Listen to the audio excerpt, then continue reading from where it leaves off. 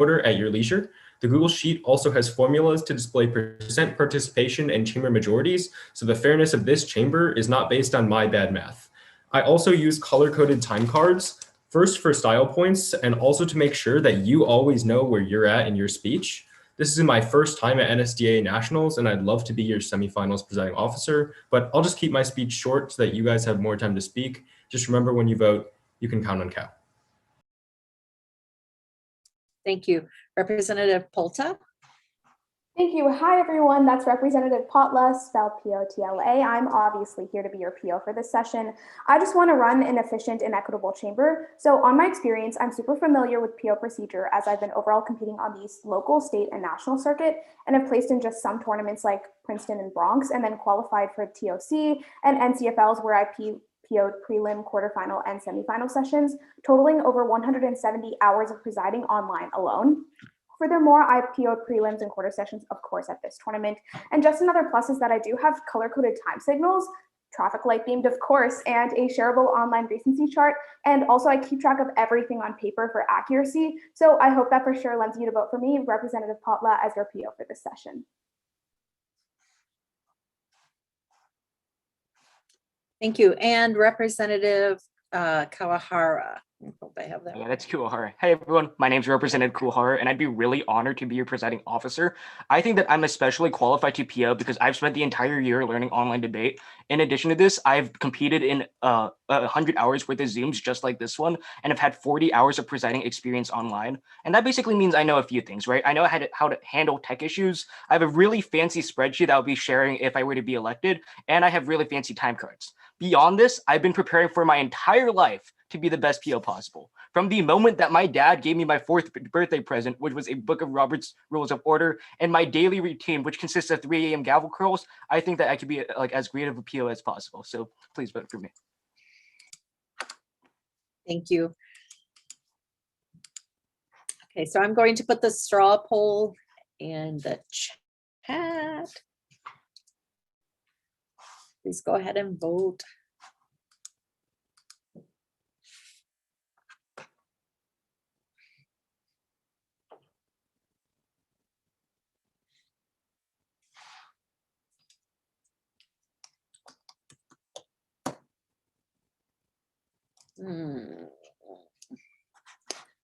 Okay, so we have a big tie here. So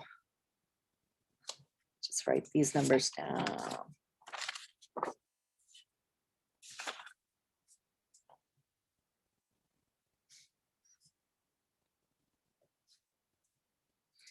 Okay. Not such a big tie anymore. We have all 13 votes. Okay. So no majority yet, but we do drop out Kuwara. So let me just do that.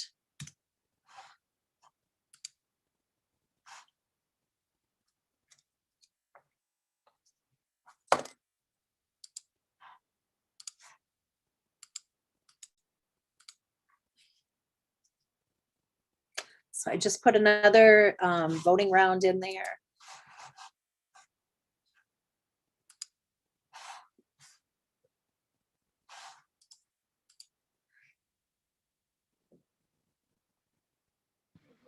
Okay, while they're voting real fast, I just want to let you know I just got another message.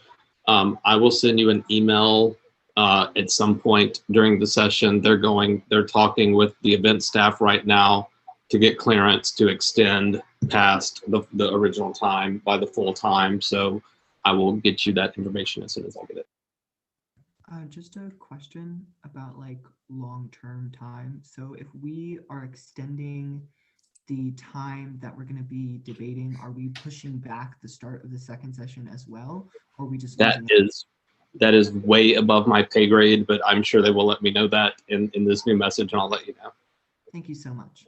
No problem.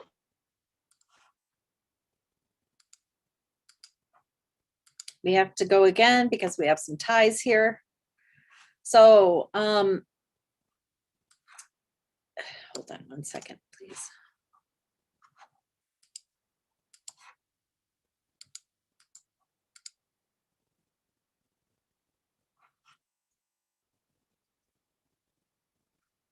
Let's try this again. Can you click on that and tell me if it gives you a fresh one? It looks like it does. Okay, thank you. It's telling me that I've already voted and that I Okay. can vote again. Okay, my apologies. Let's get these names in again then.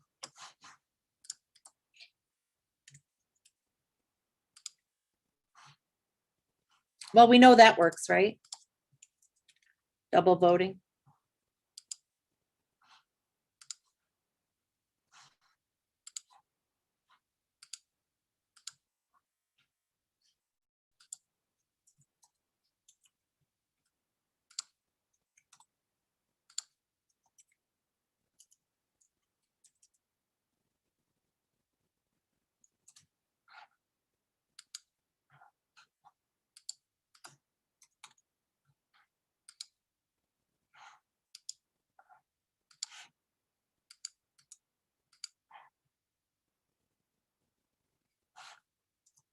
Okay, give that a try, please.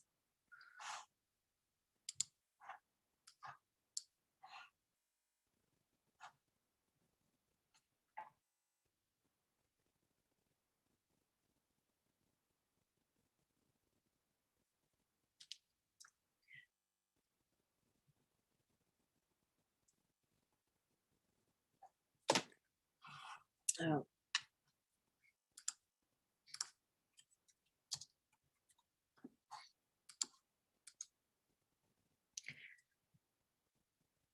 Okay, so hopefully this will be the last one.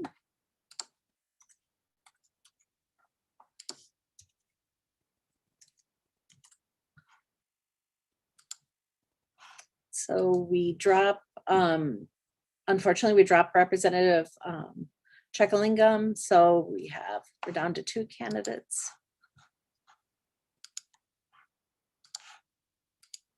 Just looking for a majority here.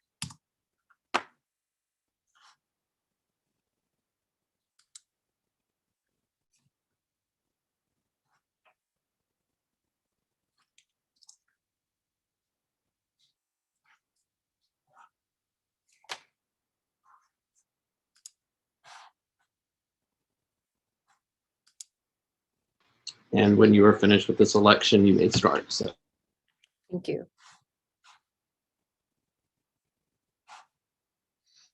Just waiting on 2 more votes.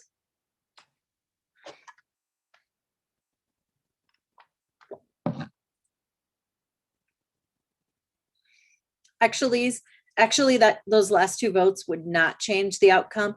Right now, we have a clear majority for Representative Cowell. So you get to decide if you would like to preside over first session or second session. I would like to preside over first session, please. Thank you. And Representative Patla, you are second session then. Sounds good to me. Thank you. Thank you. Partly, may I begin my procedures? Absolutely. Gavel is yours. Congratulations. Sorry, I'm thrown by all this, but all right, let's go. Thank you. And just for the tab, will you send us an email later so I can update my spreadsheet with the accurate start and end times? Yes, go ahead and start it right now, and we will. Your Parley will update you as soon as I send her the email. Sounds good. Thank you so much. So, hey everyone, once again, this is Representative Jacob Cow, and I'm honored to be your semifinals presiding officer. Thank you so much for electing me. Before I begin my chamber procedures, in the spirit of inclusivity, I would encourage each representative to share their preferred pronouns before giving their first speech, given that we cannot change our names in this Zoom format. Next, I'm going to quickly run through my chamber procedures. For speeches, I'm going to give you a green 2 minutes as promised, a yellow 2 minutes and 30 seconds, a red 2 minutes and 55 seconds. And at 3 minutes, I'll hold up both of my hands and count you down from 10. If you hit 3 minutes and 10 seconds, I will verbally cut you off to respect the time of other speakers. In terms of questions, we're doing blocks of 30-second direct questioning, 4 for the first half and first neg, and 2 for every subsequent speaker. I'll give you a C at 20 seconds and count you down when you have 5 seconds remaining. I will verbally announce when question time has elapsed. Please note that I will call on questioners one at a time, so please hold your placard up throughout other questioning blocks if you would still like to question. Speeches and questions will follow the preset order provided, then precedence, then recency. I will link my precedence and recency chart during the first speech.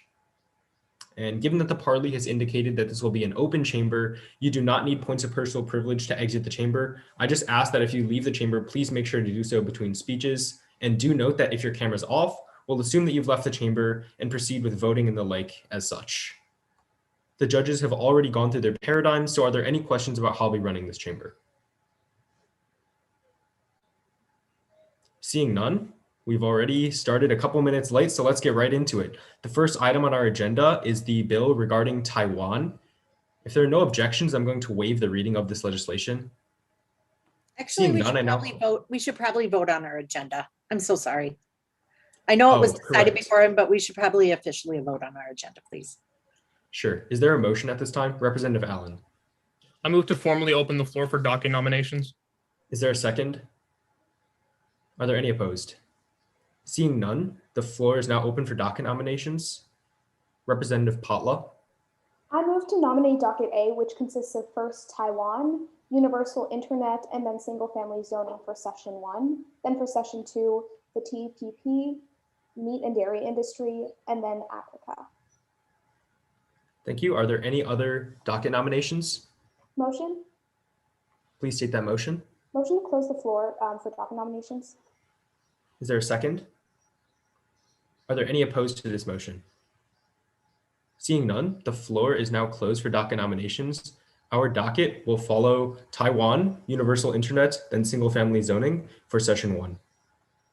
The first item on our agenda is the item regarding Taiwan. It comes automatically off the docket. Once again, I'm going to waive the reading of this legislation. I now call for a 3-minute authorship speech. Seeing none, I now call for a 3-minute sponsorship speech. Representative Potla, you've been recognized. I thank the chair for my judges, that's Representative Potla, spelled P-O-T-L-A, obviously speaking for the first time this legislative session. I know we got a late start, so I'll get started as soon as possible if I don't see a sign from any of my judges. Awesome. I will start in a second. Oh, also to our PO, is it okay if I time on my phone? It is on airplane mode. Yep, that's perfect. Just note that my time will take precedence. Of course. I will begin in 3, 2, 1. The seemingly harmless yellow bear, Winnie the Pooh, was oddly banned in China because the character had become a lighthearted way for people across China to mock their president Xi Jinping. It seems the government didn't find the joke very funny, and although the censorship is unlikely to be removed, it's our turn to censor China's actions effectively. Pass. First, let's understand the problem at hand and why we passed my legislation. China has claimed sovereignty over self-ruled Taiwan since the end of the Chinese Civil War back in 1949. In 1992, however, they came head-to-head over what legitimate government Taiwan was. China then called this a one-country, two-system scenario, where they planned to use peaceful reunification unless Taiwan would go for complete independence. Taiwan's goal, however, was to gain complete independence. That's where my legislation steps in. What does my legislation do to combat the problem? In Section 1, the United States formally recognizes the sovereignty of Taiwan internationally and establishes an embassy in Washington, D.C. for Taiwan. The Hill, on May 20th of 2020, finds that these ties will formalize diplomatic and economic relationships with Taiwan, especially because China is using economic ties with Taiwan to their vantage point. But when we can be more involved, not only do we recognize how intolerable these abuses are, but we also exert our scarce influence on China in more than one way. The most significant is formalizing military alliances in the status quo. According to TRT World, on January 11th of 2019, we already used the Taiwan Act to provide over $25 billion in arms. So today, we solidify an alliance and prevent Chinese aggression, especially because China, on several recent occasions, has sent military aircrafts into air defense zones to compromise their safety. In Section 3, we turn over responsibility to the Department of State and Defense. Passing overall is significant because we cannot risk China taking over the sovereignty of Taiwan. According to an article by the New York Times on June 3rd of 2020, direct negotiation with China over the past 2 decades has only led to gridlock, contrary to the hopes of the negation. Now, take into account the fact that China's construction of artificial islands marks a blatant attempt at expansion to understand that inaction in and of itself would be a failure in this situation. The negation of today's bill would only serve to strengthen China's influence in Taiwan, something that we truly cannot afford. If China refuses to listen to the voices of reason, then the voice of action is the only other choice. Affirming this bill will effectively end our pointless discussion in favor of enacting direct change that China must respond. The suffering of our allies should prove to be more than enough impetus for intervention. Pass. Thank you, Representative, for that speech of 3 minutes and 4 seconds. We're now in line for 4 blocks of questioning. Questioners, please raise a hand or placard. First, Representative Elasri. Representative, would China retaliate in the form of economic sanctions or military action? So they do it with economic sanctions, which is why I mentioned in my speech that it's important that we pass today's legislation in order to prevent that from happening. How can we ensure that they won't retaliate in the form of a military offense? Okay, so even if they did, the United States military is their number one. Number two, China's never going to attack us or Taiwan militarily when we get involved, because normally it's solved with diplomacy, right? Like no country wants to get into a war. That's like not beneficial for anyone. Sure, and can the United States withstand Chinese sanctions in a trade war? So I would say if we— Thank you, Representatives. Representative Grabowski. Hey, Representative. So kind of furthering Representative Elasri's line of question, right now, China isn't an issue for Taiwan. There's no invasion going on. If China were to place sanctions as after this bill, why would we forfeit U.S. citizens to what is frankly a bill that has no purpose right now? So I would say we have to take action right now because we don't know what's going to happen in the future, right? Like we don't know when China is just going to immediately become aggressive and attack Taiwanese citizens, which is why we passed today's legislation. Wouldn't this only aggravate China? No, it definitely wouldn't. But all we're doing here is we're having a safe, like a backup. Thank you, Representatives. Like that. Representative O'Shea. So, Representative, when you poke a bear, does it have a tendency to roll over or does it have a tendency to strike back? I would say China isn't a bear, so I don't think they would retaliate back. They would do it with diplomacy. Senator or Representative O'Shea, I think you cut out for me. I paused the timer. It was at 12 seconds. So if Representative O'Shea comes back, I'll give them the remaining 18 seconds in this questioning block. Until Representative O'Shea, can you hear us? I'm so sorry. My Wi-Fi just completely cut out on me. My apologies to the chat. That's no worries at all. You had 20 seconds-ish remaining in your block. So I'll start the timer there, and then we'll go from there. Thank you so much. So back again, Representative Potla, when you provoke extremists, do they have a tendency to buckle down or to move forward or to stop? So I would say on an international scale, they're definitely not going to retaliate militarily because that's not beneficial for their own country. Senator, have you spoken to John Cena recently? You saw what they did to him when he suggested that Taiwan was a country. What are they going to do when we make it? Thank you, Representatives. Okay, this is a whole country. Thank you, Representatives. Representative Huang.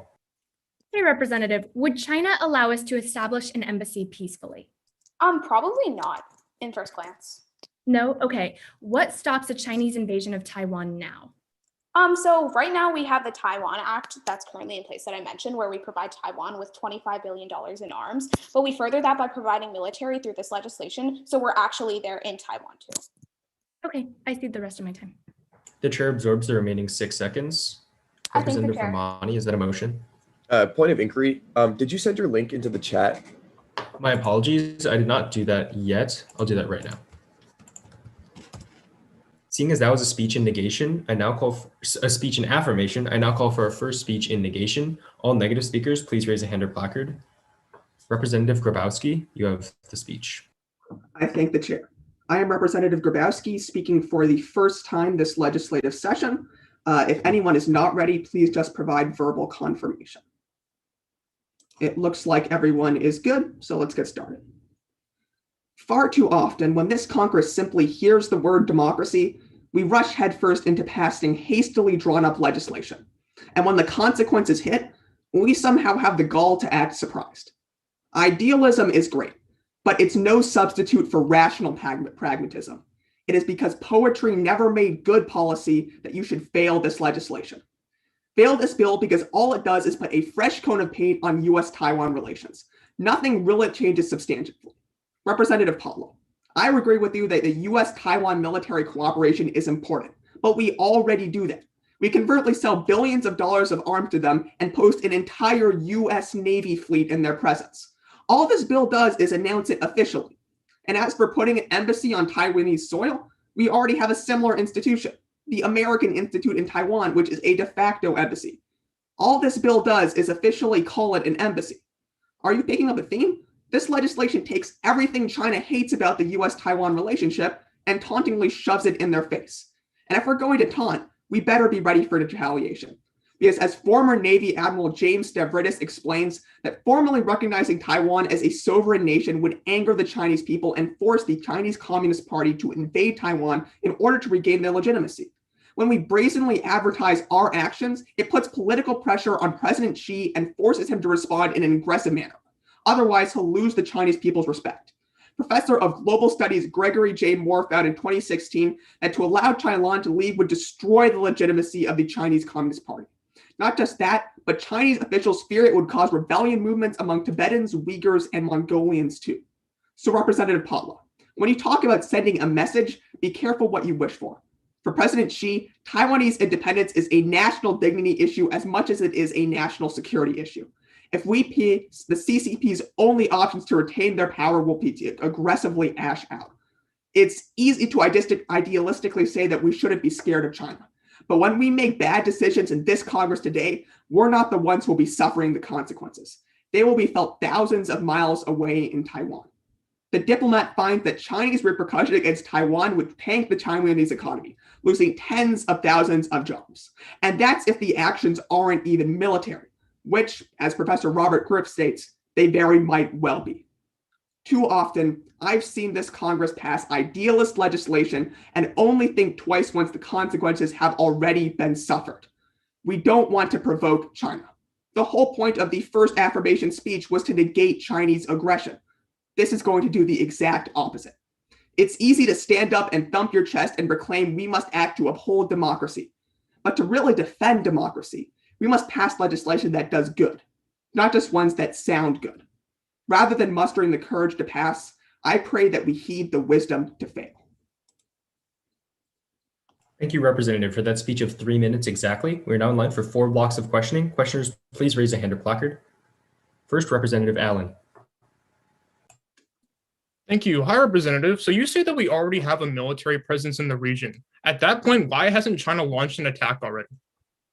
Because our military presence is effectively deterring China. Right, but you're saying that by us saying Taiwan is independent, that provokes them more than literal military action. Why do words speak louder than actions? Because I explained in my speech, it's a matter of national dignity for the Chinese Communist Party. They're terrified of proclamation. But China is angered more by what we say than what we do with our military. Thank you, Representatives. Representative Bokhari. Okay, so how much U.S. military presence is in the South China Sea? Right now, we maintain an entire fleet. Okay. Right, so it's about $300 billion. How much is China's military budget this year? I'm not sure, but I'm sure you can It's tell. about 180 billion. We have more than their entire military budget. Why would they retaliate when there's such an imbalance? As I said earlier, it is a matter of national dignity for the Chinese Communist Party. This will destroy their legitimacy in the eyes of the Chinese people. Do Chinese people even know about Taiwan as an issue? Thank you, Representatives. Representative Potla. Hi, Representative. So is there a U.S. military base in Taiwan right now? I know we maintain a fleet off the Taiwanese coast. Okay. I'm not sure if there are. Yeah, so there is. Are there soldiers at the base from America right now? I'm not exactly sure. But they're not, right? So when we pass today's legislation, we allow military to stay there permanently. So isn't that a deterrent, like you just said in questioning to a previous representative? That's the exact issue. The military is already there permanently right now. Why do we need to shove it in China's face? Wait, I just told you the military is not there right now. They just have a base. We maintain an entire fleet off the coast. Thank you, Representatives. Representative Elazri. If both the United States and Taiwan both want to end their economic ties with China in the long run, what's the harm with that economic damage being done now as versus later? Well, I would argue that we don't want to end all of our economic ties with China. China is a valuable trading partner. So why is it in the interest of this Congress to maintain economic ties with an autocratic government that has a history of cleansing ethnic minorities and committing genocides? I agree that China is not the most optimal trade partner, but if we want to end ties, we must do it slowly. China provides all of our pharmaceuticals, which Americans— Thank you, representatives. Question time has elapsed. Seeing as that was our first speech in negation, I now call for our second speech in affirmation. Affirmative speakers, please raise. Representative Bokhari, you have recency. Thank you. This is Representative Bokhari. My pronouns are he/him. And I'll take silence as an indication that you're ready, and I'll begin. And also, I just want to double check that because I know we've had internet issues. I sound okay to you, PO? Everything's all right, perfect. When it comes to most issues of borders and boundaries and states and non-states, there's usually one culprit who's at the root of all of them: the British Empire. And in this case, it's no different, as after 1949, Britain let go of Taiwan in the agreement that it would be one country, two systems. And now, 72 years on, it's time that we finally lay rest to the British Empire's claim of wronging and step forward with the American presence of righteousness. First, today's legislation betters trade ties. Now, Representative Polta brought this up briefly in her speech, but allow me to expand on what exactly trade ties between Taiwan and the US mean for us. Politico qualifies for us in 2016 that currently, because of the current system, Taiwan is locked out of free trade agreements and is unable to get a seat at the WTO, meaning that they're not able to trade with the US on a reciprocal equal basis. And as such, they're forced to become subservient to China, as they further by explaining that 27% of Taiwan's exports end up in China, but only 2% of China's exports are sent to Taiwan. Not only does that increase Taiwanese subservience to China, but it also actively blocks out the United States.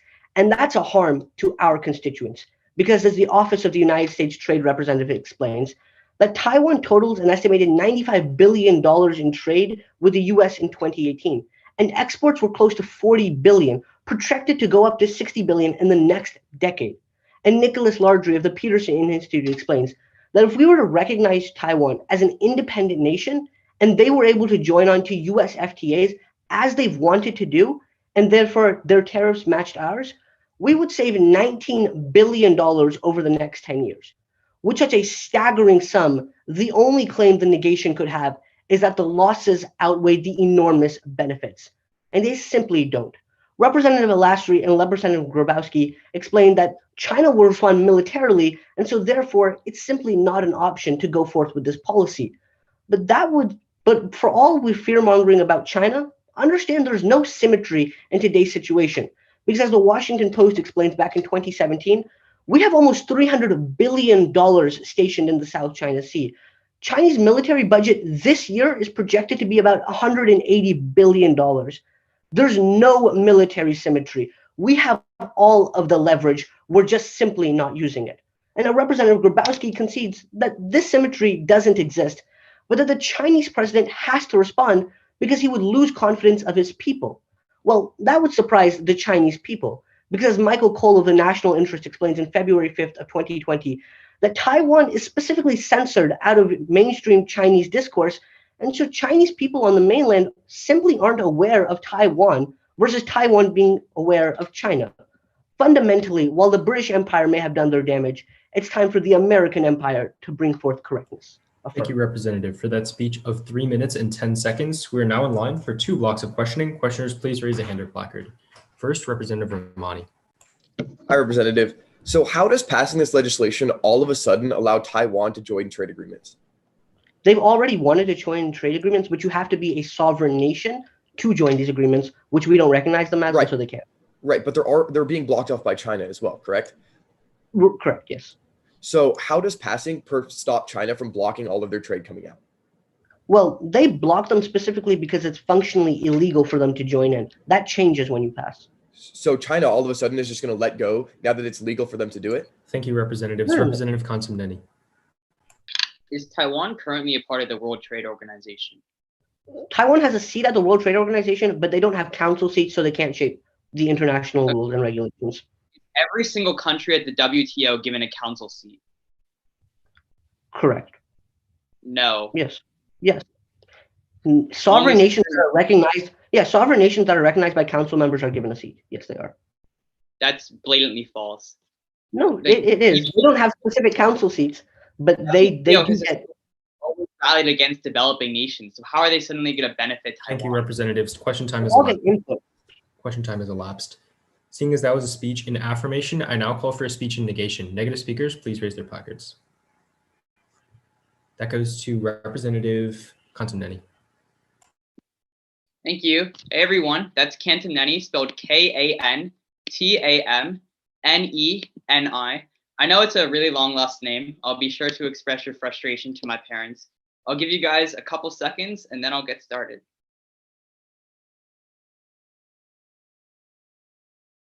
Great, I'm just gonna assume everyone's good to go then.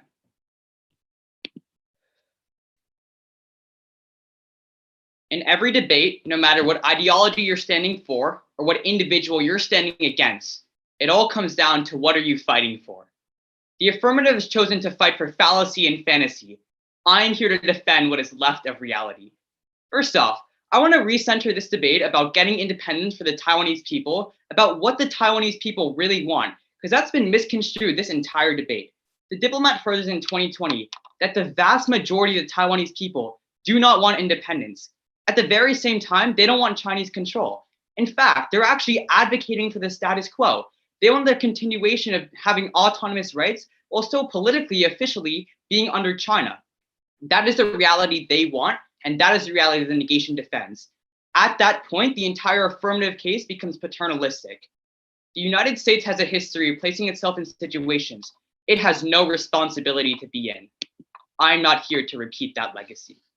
But I'd actually like to defend the status quo here, because Representative Bokhari painted this picture of Taiwan having an inability to join international organizations. That's blatantly false.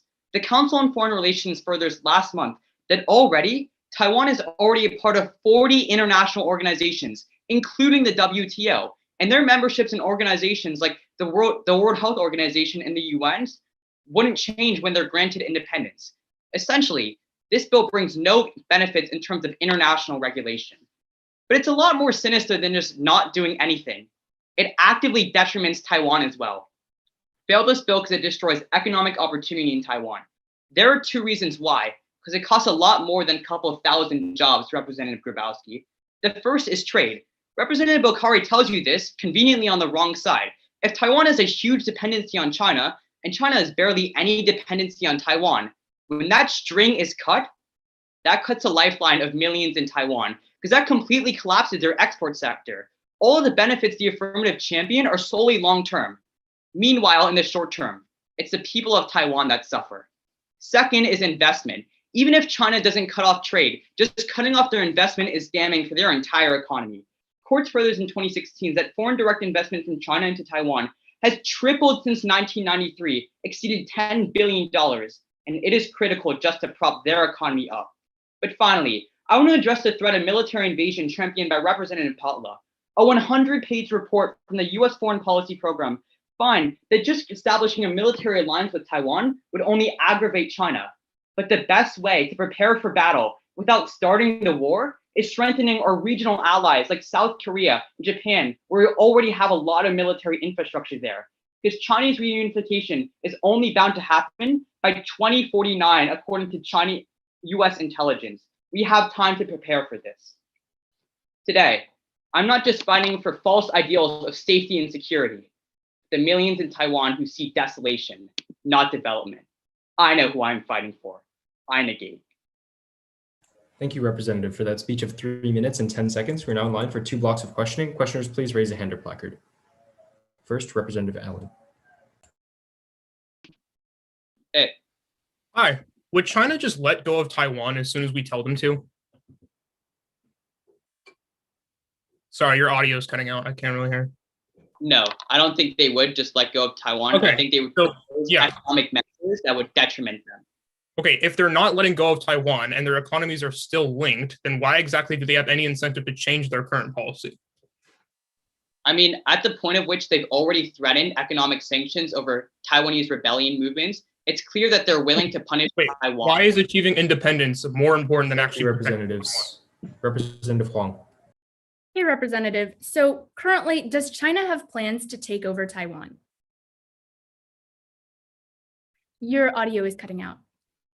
The date for that plan is 2049. Okay, but when that invasion happens, what's going to happen to Taiwanese civilians? They're going to be harmed 25 years from now, which we have more than enough time to prepare for. Okay, what should we do to prepare for that? Strengthen our regional allies like Japan and South Korea, minimizing aggravation to China. Will China listen to diplomacy? Thank you, representatives. Question time has elapsed. Seeing as that was a speech in negation, I now call for a speech in affirmation. Affirmative speakers, please raise your placards. That goes first to Representative Ramani. I thank the chair. That is Representative Ramani, spelled R-A-M-A-N-I, speaking for the first time this legislative session. Any indication from my judges that you're ready, and I'll begin.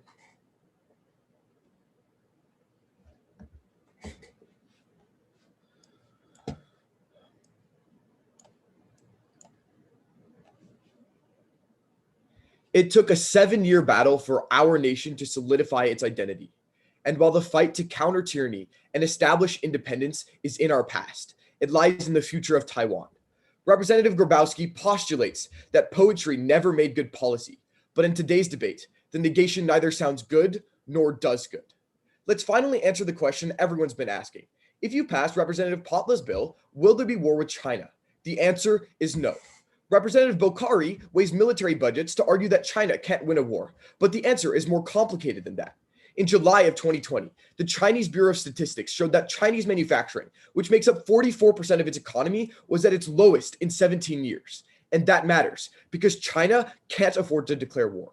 David Goldman from the Asia Times in August of 2020 explains that China spends all of its budget on defensive weapons, which can't be used for war because they don't have the capacity for offense.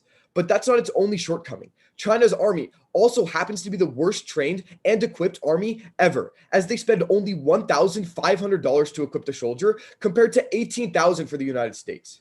Because China's economy is in a massive recession, China simply doesn't have the funds to rebuild its entire military to make war a practical option. Representative Potla starts today's debate by arguing that passing acts as deterrence. Representative Grabowski counters that, saying that we have no hope of winning a war with China. And lastly, Representative Kamtanani says that Taiwan doesn't want independence. Frankly, I disagree with all of them. China has no money to build a new arsenal. They have no money to ward off our troops, and they have no option but to give up in the conflict. But when the diplomat furthers that the Taiwanese are very likely to support independence when it doesn't trigger a Chinese attack, you pass. In today's debate, you cannot weigh war with China because it does not happen. Rather, the second reason you pass is to give us access to Taiwanese technology, and that has a huge impact back home in America. So let's specify Mr. Bokhari's trade impacts. The Nikkei magazine reports in May of last year that the Taiwan Semiconductor Manufacturing Company is the largest microchip manufacturer, and American companies are so dependent on it that it makes up half of its sales. And because Chinese control over Taiwan could shut them down overnight, passing is critical for our technology sector. Fortune magazine writes in August of last year that after we negotiated with TSMC to stop its production of Huawei chips, China sent fighter jets into Taiwanese airspace 8 times, threatening TSMC's home base. As we gather on a virtual call made possible by our technology, I don't have to emphasize how important semiconductors have become in a digital world. Our economic survival depends on Taiwan, and Taiwan depends on its ability to defend itself. The millions of Americans losing their livelihoods will be the ones suffering the impacts of failing. Please affirm and help Taiwan reach independence. Thank you, Representative, for that speech of 2 minutes and 57 seconds. We're now in line for 2 blocks of questioning. Questioners, please raise a hand or placard. First, Representative Srivatsa. So what percentage of Taiwan's trade is accounted for by China? I'm not sure. Can you tell me? It's 40%. So if it's such a significant number, when we pass this legislation, how does that affect people in Taiwan economically? Right. So economically, even if we declare them as a sovereign state, it doesn't really change how much China is going to interact with China. So if these companies in Taiwan have depended on China for decades, what happens if suddenly 40% of that business is gone? So I argue that 40% of that business isn't going to just disappear. China's not just going to ignore Taiwan after we declare them sovereign. Representative O'Shea. Representative, are you aware of the concept of total warfare? No, can you explain it to me? You have no guarantee that despite the fact that China is, I'll take you at your highest ground, underrepresented, that they won't fight tooth and nail until they simply cannot anymore. Look, China has a cost benefit analysis. They're not going to go into a war they know they're not going to win. Can you name a historical precedence for nations taking that cost benefit analysis? Because I can name dozens of nations who fought themselves into the ground. Well, I wouldn't be able to give nations because we didn't go to war over it. The fact is that China wouldn't be able to afford a war. Thank you, representatives. Question time has elapsed. Seeing as that was a speech in affirmation, I now call for a speech in negation. Negative speakers, please raise your hands or placards. That goes to Representative O'Shea. I thank the chair. Hi, that's Representative O'Shea. My pronouns are he, him. O'Shea, as in O'Shea, can you see? Just for the idea of the chamber. I cannot see you, so I will take any verbal indication that you are not ready to go as an indication. And I will be timing myself. My phone is on airplane mode. I'll give you all a second to breathe. And we're ready to rumble. I will begin now. I'm fed up to the ears with old men dreaming up wars for young men to die in. George McGovern. It's because we should all be sick of dreaming up war that we must negate this bill. Representatives in questioning and Representative Bokhari have talked about how our military prowess far exceeds that of China. But after the end of a grueling 20-year conflict in the Middle East, I'm frankly getting a little sick of the chest beating. I will not be the representative to launch us into another war, and I encourage you all to not be the ones either. Representative Potla acknowledges in her speech how aggressive China has been in their maintenance of sovereignty over Taiwan. Her solution and the affirmation solution to the problem, to shank the bear. Her voice of action is just the start of yet another conflict that will divide and result in the deaths of Americans. I shouldn't have to remind the chamber what happened the last time the United States tried to impose democracy on a nation in Southeast Asia. But let's expand on that. The United States' history of involvement in other countries' affairs is a ledger stained with black and red marks. In the 1980s, the United States took sides in the Nicaraguan Civil War, backing the Contras over Soviet-supported Sandinists. The United States provided arms and training to the Contras, who then proceeded to commit countless human rights violations. Or we can look to a more precise example, the United States' training of guerrilla forces in Afghanistan. This guerrilla group morphed into the Taliban, which would go on to commit the 9/11 terrorist attacks. These conflicts, emboldened by our political involvement, have resulted in political instability and violence that still reverberates to this day.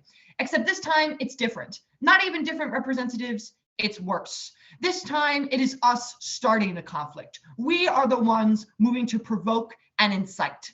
Secondly, the United States is not in a place to be angering China. Representative Grabowski briefly touched upon conversations in trade, but I'd like to expand on that. Senator Bokhari, if you think $95 billion is a big number, let me show you some bigger ones. According to the United States Trade Representative in 2020, US goods and services trade with China totaled an estimated $635 billion, 7 times what we trade with China. Industries as diverse as automobile manufacturing and farming deeply rely on Chinese consumers. Carla Bailo, CEO of the Center for Automotive Research, stated in 2019 in response to continued tariffs that prices would rise for American consumers due to the share of imported parts used in US production. For farmers, China imports hundreds of billions of dollars worth of cotton, hides and skin, pork, and coarse grains, as well as over $3 billion worth of soybeans yearly, as according to the Department of Agriculture. And while microchips are all well and good, Representative Romani, I prefer food on the table of our constituents. Continued and aggressive interference will only fray our rapidly deteriorating relationship with China, which will then only serve to hurt American manufacturers and American workers. Representatives, it would be a gross miscalculation on our part to pass a bill like this. Thank you. Thank you, Representative, for that speech of 3 minutes and 8 seconds. We're now in line for 2 blocks of questioning. Questioners, please raise a hand or placard. First, Representative Bokhari. So the Contras were military forces battling the Sandinistas, right? Yes, Senator, I'm not comparing China to the Contras. I'm just saying the United States doesn't have a history of. And then in Afghanistan, the Mujahideens, which you talked about, they were also military governments. Is Taiwan a military government? No, but as I stated, is it already democratic? Is it already democratic? As I stated at the end of that point, Senator, what's worse about this is we're actually the ones starting the conflict. We're not even helping in a conflict. We're actually actively starting one, which is far worse. Is Thank you, Taiwan already Representatives. democratic? Representative Potla. Hi, Representative. So is it safe to say that China's economy depends pretty heavily on technology? So China's economy does depend heavily on Okay, yeah, technology. awesome. The So, United States' economy also depends a lot on China. okay, great. So where does China get its technology from? Like a majority of like its technological advancements from? Considering you're asking this question, I'm going to go out on a limb and say the US, but American farmers also Actually, it's Taiwan. spend billions of dollars of money from China. No. So I'd rather not take the United States economy out of the. So actually, it's Taiwan. They get a lot of their technological advancements from Taiwan and a lot of high tech from there. So why do we pass? Thank you, Representatives. Question time has elapsed. Seeing as that was a speech in negation, I now call for a speech in affirmation. Affirmative speakers, please raise your placards. Representative Ilasri, you have recency. I thank the chair, Representative Ilasri, speaking for the first time today, pronounced Ilasri like glossary. If I see any judges that looked panicked or flailing their arms or can't find my name in the drop-down list, then I won't begin. But seeing that everyone is cool, calm, and collected, I will go ahead and begin. The United States, Taiwan, and the European Union have been a part of a very toxic relationship. But instead of China looking through our phone, China has looked into debt trapping the developing worlds. Instead of getting into arguments with us, China has ethnically cleansed their own population and that of other nations. So it's finally time that we look at this piece of legislation not as a piece of legislation to support Taiwan, but also a formal breakup with the toxic relationship that we have. First, we'll look at the economic ties over military retaliation before understanding that the United States has alternative spouses that we could be with other than the toxic China, before finally looking into some quick rebuttals. So let's look at economic versus military retaliation. Representative Potla already told us that China would not retaliate in the form of military aggression because of military inferiority, but would rather respond with economic sanctions. But don't just take her word for it. Take the Council on Foreign Relations word for it in February of 2021, when they released an 100-page analysis of future policy goals with Taiwan and China. And they found that if the United States strengthened its ties with Taiwan, that the probability would be that there would be economic sanctions and economic retaliations. However, I'm not naive. I know that China would retaliate in the form of economic sanctions, and the Council on Foreign Relations said that it could almost be an entire embargo from China. However, that does not leave the United States high and dry, because we always have an alternative partner. And that alternative partner is India and Bangladesh. Representative Potla and Representative Bokhari illustrated the benefits of a newfound trade with Taiwan, but there's also benefits in India. BBC highlighted in an article published in May 2020 that India is a very reasonable replacement to China's manufacturing, and Foreign Policy furthered in May 2020 that the United States could almost entirely switch its manufacturing and purchases of goods to India. And they highlight that India has key advantages, including that they're democratic, they have a large population, and they have relatively cheap labor, meaning that instead of buying goods that are off the back of Uyghur Muslims that are being abused, this country could be buying and promoting democratic ideas in the region and decreasing China's influence. Now, finally, let's look at some of the assertions made by the negation, because they do have some good points. Let's start with Representative Garbowski. You're correct that China would retaliate in terms of economic sanctions, but you fail to recognize the hidden long-term benefits of such a retaliation. For the past 20 years, we've seen that China and US relations have deteriorated significantly, with China imposing a variety of economic sanctions that have hurt our economy. The breakup is going to happen at some point, Representative, and I argue that it should happen now, so that we can ensure that we have control over where we trade and we can protect our ally, Taiwan, in doing so. Representative Conta, you correctly assert that Taiwan is happy in the status quo, but you fail to realize that the status quo is changing. In fact, the Council on Foreign Relations released an article in May of 2021 that showed that Chinese aggression is increasing, and soon Taiwan will not be comfortable under Chinese rule, so we need to protect them by affirming this legislation. Representative O'Shea, I agree that war with China would be catastrophic, but you don't have a warrant to show that they would actually retaliate in terms of military aggression. Representative Potla and myself have both provided analysis that shows otherwise. This relationship is toxic, and it's gone on far too long. Vote in the affirmation and find a new partner for the United States of America. Thank you. Thank you, Representative. For that speech of 3 minutes and 4 seconds, we're now in line for 2 blocks of questioning. Questioners, please raise a hand or placard. First, Representative Kuwahara. Okay, so you basically told us that like either way, China's going to up aggressions and enact military action, right? No, I believe that it will happen in the form of economic retaliation.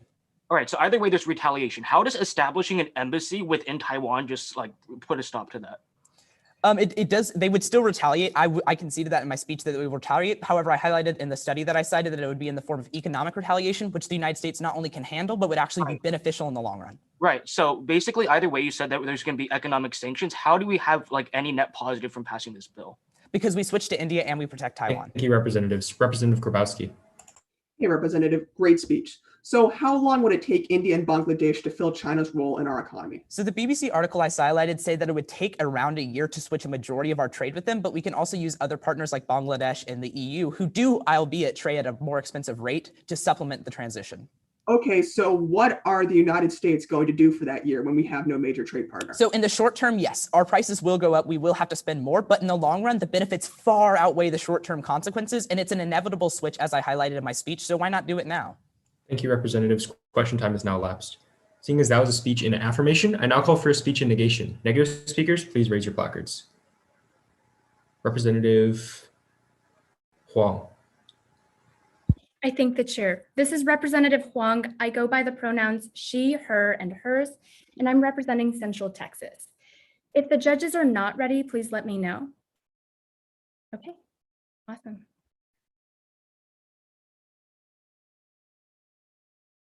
For 70 years, China has maintained a suffocating muzzle over Taiwan. Dissident politicians and journalists with the nerve to criticize the Chinese regime have disappeared in the dead of night.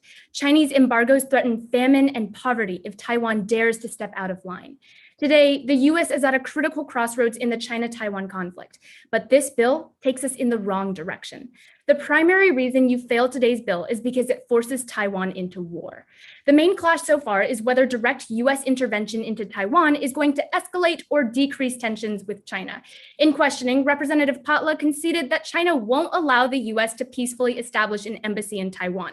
China is already using military force to intimidate Taiwan. Bloomberg reports on April 13th of 2021. Just recently, China spent 25 warplanes to monitor Taiwanese and American activity in Taiwan. Furthermore, the Associated Press warns on April 7th of 2021, US intelligence has discovered that China is already accelerating their timeline for capturing Taiwan. China knows that an invasion would start a US-China war, and they're preparing for it. Representative Al-Azri, a worst-case scenario isn't sanctions, it's war. Representative Patla, we aren't the only country with laws. The problem with this legislation is it violates what's called the anti-secession law, which enables China to go to war over Taiwan. The Mainland Affairs Council explains that since China claims ownership of Taiwan, it allows for non-peaceful means to be arbitrarily employed by China for reunification. This law would be activated by the deployment of US military personnel necessary to establish an embassy in Taiwan. The only way for China to maintain their reputation in this war is by blaming the US for inciting it. Representative Romani, war will happen because we give China that excuse by passing. But why is this the most important impact in this debate? First, the Taiwanese military is unprepared for military conflict with China. Bloomberg finds on October 7th of 2020, China spends 25 times the amount on their military than Taiwan does and has 5 times the number of fleets. They also practice decapitation exercises to kill Taiwanese leaders in case of war. In the world of the affirmative, China is likely to ambush and decimate Taiwan before the island even has the chance to defend itself.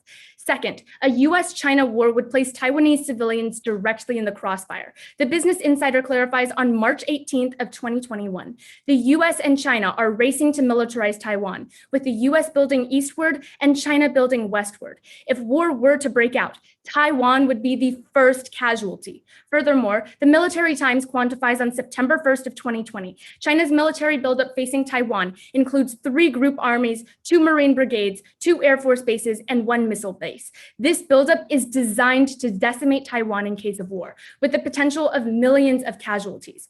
Representative Romani fears losing microchips. I fear losing lives. This Congress is supposed to speak for the voiceless, but if you pass today's bill, you will silence Taiwan and its hope for independence forever. Thank you, Representative, for that speech of 3 minutes and 9 seconds. We're now in line for 2 blocks of questioning. Questioners, please raise a hand or placard. First, Representative Romani. Hi, so you already told me that China is going to invade Taiwan in some time, right? So, and they're preparing for war right now. So what's the harm in putting military presence there to help them defend against that inevitable invasion? Passing now means China invades now. In the future, Taiwan can begin building up their military so that they can actually defend themselves in case of a Chinese attack. For example, they can develop technologies. Okay, continue. So if the US is going to be able to help them defend against China, how is Taiwan, a very small island, supposed to defend against China? Because in the future, they can build up. Representative Chuckalingham. Going off that line of questioning, if China's going to attack no matter what, and they don't have the military, doesn't that mean the US is required in order to help themselves build up their military? So what I'm telling you is that right now, China's surprise attack that they're going to use. Right. Okay. So if we go by your logic and Taiwan doesn't have this money, if they're economically reliant on China in the status quo, how will they ever have the money to build a military? They're not completely economically reliant on China. They also But have the last speaker on the negation just told us that 40% of their economy relies on China because they lack autonomy. How will they ever build a military without money? 50% of their economy relies on Thank you, others. representatives. Question time is now elapsed. Seeing as that was a speech in negation, I now call for a speech in affirmation. Affirmative speakers, please raise your placards. Representative Allen, you have recency. Thank you. Good morning or afternoon, everyone, depending on where you are in the world right now. For the reference of the entire chamber today, my name is Representative Allen, spelled A-L-L-I-N. My pronouns are he, him, and I'm excited to be speaking for the first time in today's session. I'll be speaking on the affirmation for this legislation. If any of my judges are not ready, please feel free to just verbally let me know. I'm just going to set up a quick timer for myself, and then I can begin as long as everyone's ready.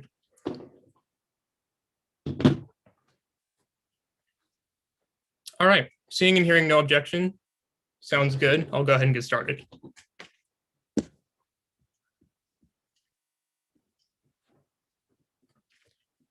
I have a question for this Congress. How many times have we allowed fear of China's reaction to prevent us from taking action?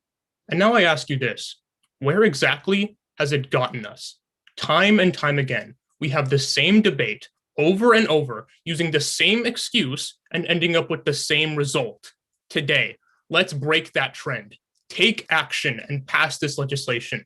Principally, you affirm to protect Taiwan. So far, all of the negation has feared how China will retaliate, but doing nothing is no longer an option. That's because the Cato Institute explains in November 2020 that DC has already made it clear to China that we will protect Taiwan from invasion. We've already been supplying military aid. We've already been sending economic relief, and we already have a small marine presence in the region.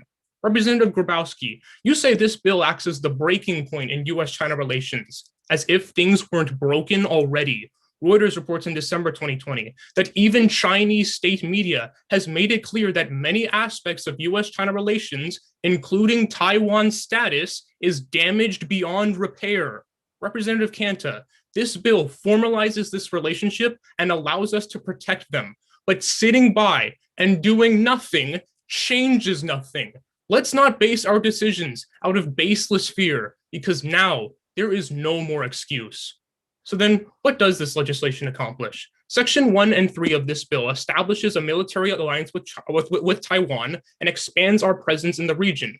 That's important because Brookings explains in April this year that there is no way for America to protect Taiwan from afar because it would be impossible for us to act swiftly enough to deter Chinese aggression without a presence in the region. In fact, they explain that the only real way America can protect Taiwan right now is if we directly attack China on the mainland.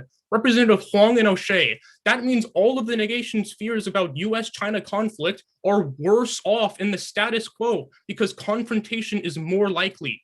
However, when you pass this legislation and expand presence, you mitigate that risk.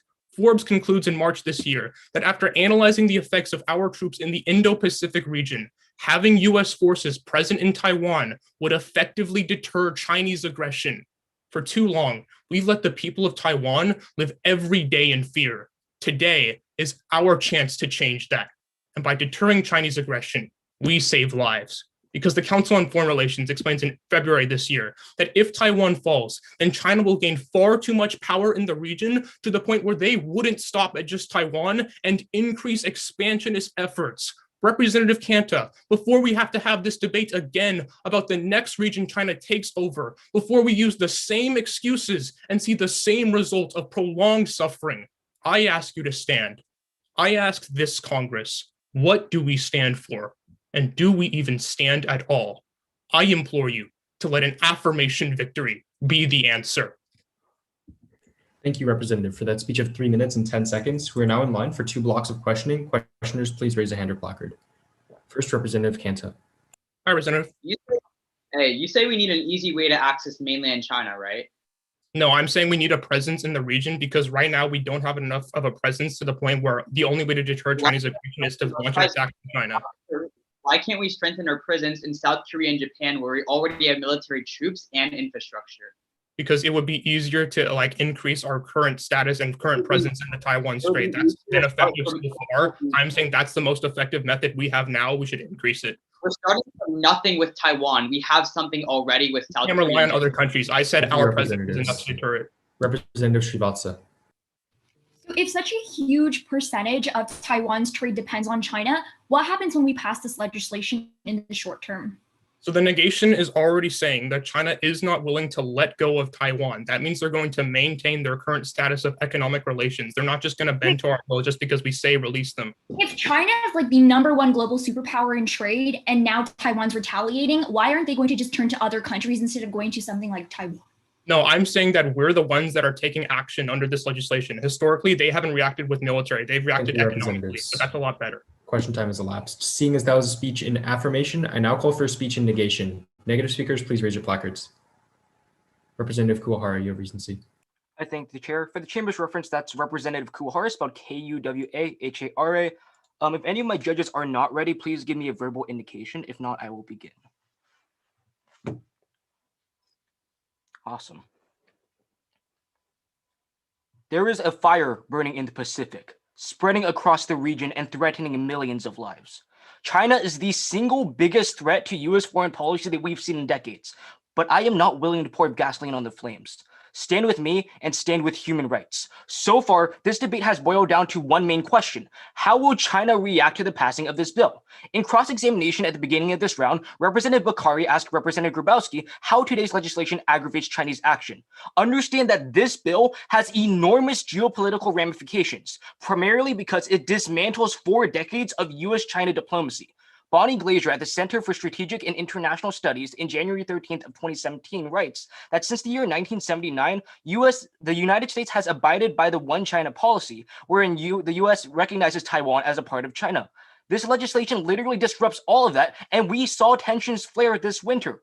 Ben Blanchard at Reuters in February 5th of 2020 states that after the United States condemned Taiwan's exclusion from the World Health Organization, China got so defensive that they ended up stating that we would like to reiterate that Taiwan is a part of China.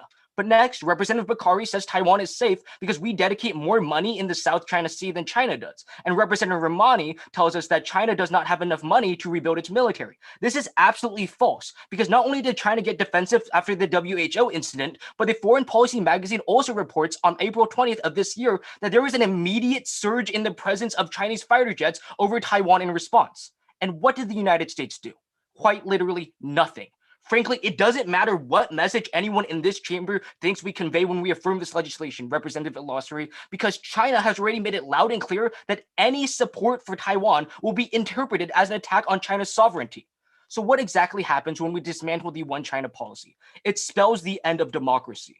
Chinese Foreign Minister Geng Shuang put it best when he announced in January of this year that adherence to the One China principle serves as the political foundation for the development of US-China ties. If this foundation is weakened, then there is a zero possibility for the two countries to grow their relations. Here's what that looks like. The phase 1 of trade deal negotiations that we spent years deliberating would be completely disregarded. US-China tensions in the South China Sea would reach a fever pitch. And most certainly, there will be no thoughts of bilateral negotiation in the United Nations. Global politics will be the United States versus China. But further, Professor Owen Coate at Harvard's Welfare Center for International Affairs explains that in a recently declassified military intelligence report, China consistently ramps up their military presence massively whenever they feel their territories, be it Tibet, Taiwan, or Hong Kong, are endangered of being lost. Representative Potla, that means immediate military proliferation in the South China Sea after you pass this bill. Exactly like we saw after we tried to help Taiwan get into the WHO. We aggravate China when we pass Representative Allen. For us, it's words on paper, but for Taiwan, it's guns on their streets. We failed this legislation. Thank you, Representative, for that speech of 3 minutes exactly. We are now in line for 2 blocks of questioning. Questioners, please raise your placards. First, Representative Ilosri. Representative, of course, China is going to say that it will retaliate in the form of a military offense, but do you have any independent analysis that shows that it's in their best interest to do so? Yeah, I just mentioned that in the first half of my speech. When we recommended that Taiwan should join the WHO, they started flyby missions already. Yes, flyby missions, but did they ever make a direct military offensive? Right, like I said, they increased their military presence, which is a direct threat to Taiwan. Yes, but is increasing military presence the equivalent to a military retaliation? I would contend that they would continue their military presence within China in Thank Taiwan. you, Representatives. Representative Allen. How exactly does this bill disrupt one China policy for the first time ever if we've already passed laws promising to protect Taiwan from invasion? Right. I think that the answer is comes directly from Section 1, where we establish an official U.S. embassy in Taiwan. Okay, but the entire negation is saying that establishing an embassy or simply saying that Taiwan is more disruptive than sending in military, which we're doing in the status quo. Right. Is that not already violating that policy? Right. So this legislation only aggravates China more because we're putting more on top of what we already have. Okay, but why are they going to launch an attack if we're already doing Because it? we formalize our Thank military. you, Representatives. Question time has elapsed. Seeing as that was a speech in negation, I now call for a speech in affirmation. Affirmative speakers, raise your placards. Representative Chakalingam, you stand unopposed. Thank you. For the judges, that's Representative Chalklingam. Please give me a verbal indication if any of you aren't ready. I wasn't originally in this chamber, I was switched in, so hopefully the ballots are all right.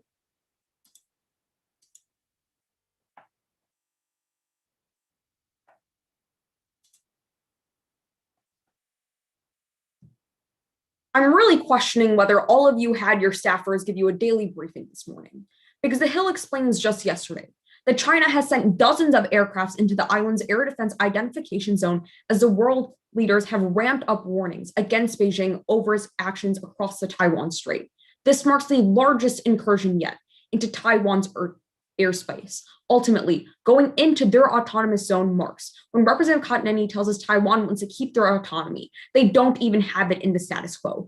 For this autonomy is why you pass. Because the first question in today's debate has been whether or not there will be military conflict over today's legislation.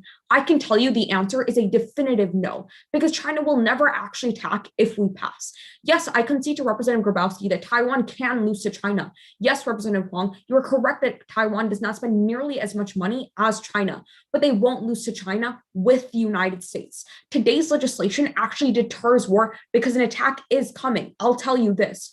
Reuters explains on January 31st of 2021, China has toughened its language towards Taiwan, warning after it stepped up military activities that independence means war. Here's the thing. Taiwan has declared independence. The UK Express explains in February of 2014 that Taiwan's president has repeatedly stated that the country is already an independent nation. In fact, just days after President Biden was sworn into office, the US State Department reaffirmed its rock-solid commitment to helping Taiwan defend its island. Representative Kuwahara, we have clearly already broken this diplomacy towards one country, two systems, but that is why this attack is coming. This is why there are two impacts with today's legislation.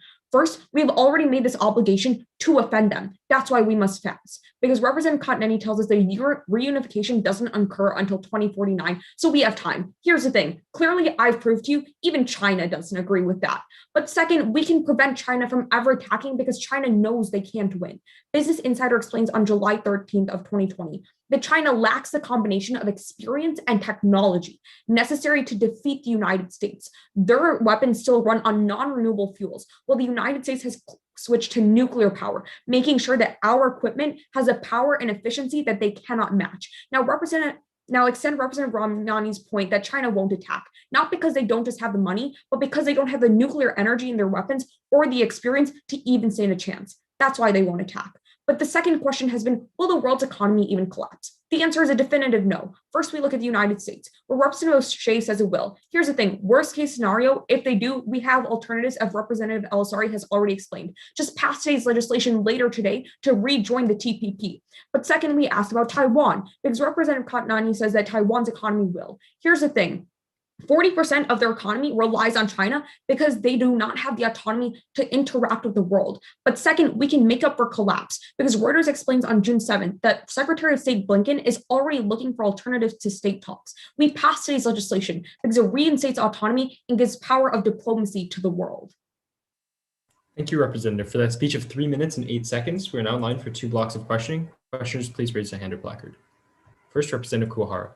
Okay, so in like the year 1776, the US declared itself independent and the British did not care until we actually acted upon it. When we formalized military relations and established a US embassy, why wouldn't they feel more threatened? Okay, if you want to compare this to the United States independence, we didn't have the French's support until like halfway through. We're showing our active support for Taiwan, meaning that they won't even try to attack Taiwan because they don't have the military strength to defeat us.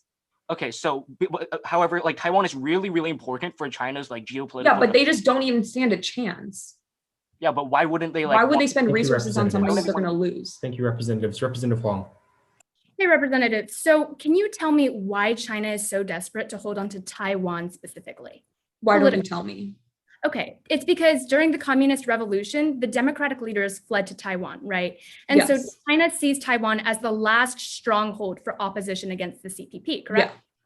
Okay, well, isn't China desperate to do anything to maintain Yeah, but if they don't even have the resources, even if they give it everything they've got, they'll never win. And they know that. China's been building a military stockpile. Yeah, but to aid every Taiwan. affirmation speaker has proven they don't have the strength. Thank you, representatives. Question time has elapsed. Seeing as that was a speech in affirmation, I now call for a final speech in negation. Negative speakers, please raise your placards. Representative Srivatsa. Thank you. This is Representative Srivatsa. My pronouns are she, her, and my name is spelled Srivatsa for my judges and fellow representatives. I am having a bit of technical difficulty, so I think a lot of people are frozen on my screen. So if any of my judges aren't ready, please just feel free to unmute and let me know, or I will go ahead and get started. Motion, would Representative Srivatsa like us to turn off our cameras for bandwidth, if that would help? Yes, please, so I can see the PO's time signals.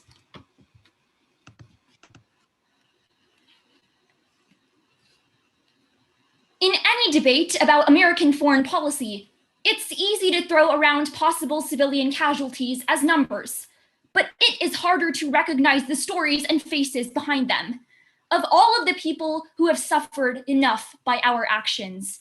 And it's why I urge you to stand with me and fail this bill. As the final speaker in today's session to examine this bill, let's examine all of the arguments brought up by both sides in today's debate and understand how passing this bill impacts those in Taiwan so negatively through two main lenses. First, economically. Now, those on the affirmation, like Representatives Potla, Bokhari, Ramani, and Al-Azri tell us that we strengthen the economy by increasing trade with Taiwan, whereas negative speakers tell us that passing this bill gambles Taiwan's entire economy. But because Representatives Kanta and O'Shea have already told us the link, let me give you the impact. The Washington Post explains on January 2nd of 2017 that 64% of Taiwanese fear war with China and would rather maintain the status quo because escalating military tensions would cause China to retaliate in the means of withdrawing trade. This highlights the incredible leverage China has over Taiwan economically. So when Representative Bokhari tells us that we help civilians and their financial well-being by passing this bill, I offer two responses.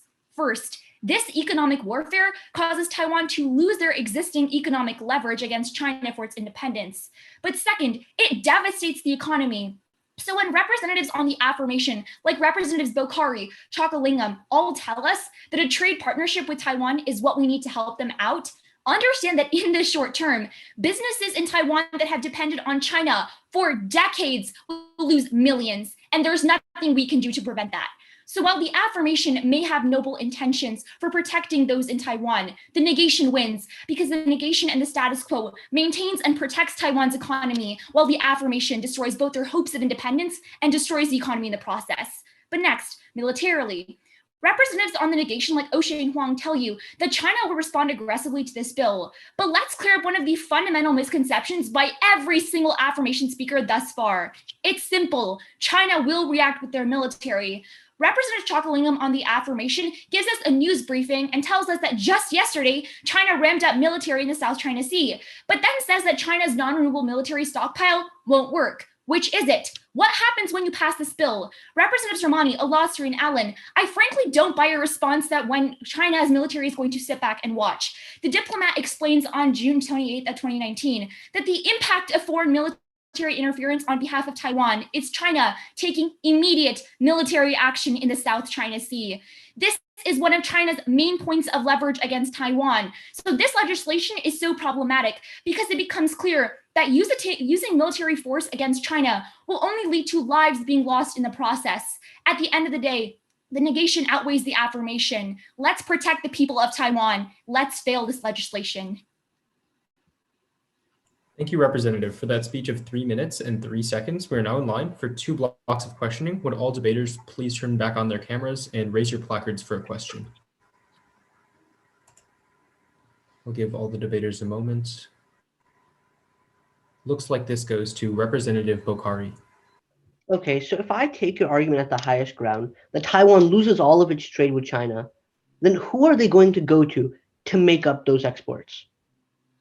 So in the short term, all of these businesses are going to lose all of their economic profits, but then eventually they'll turn to us and other countries. But in the short term, they're still losing millions and they're losing their entire livelihood.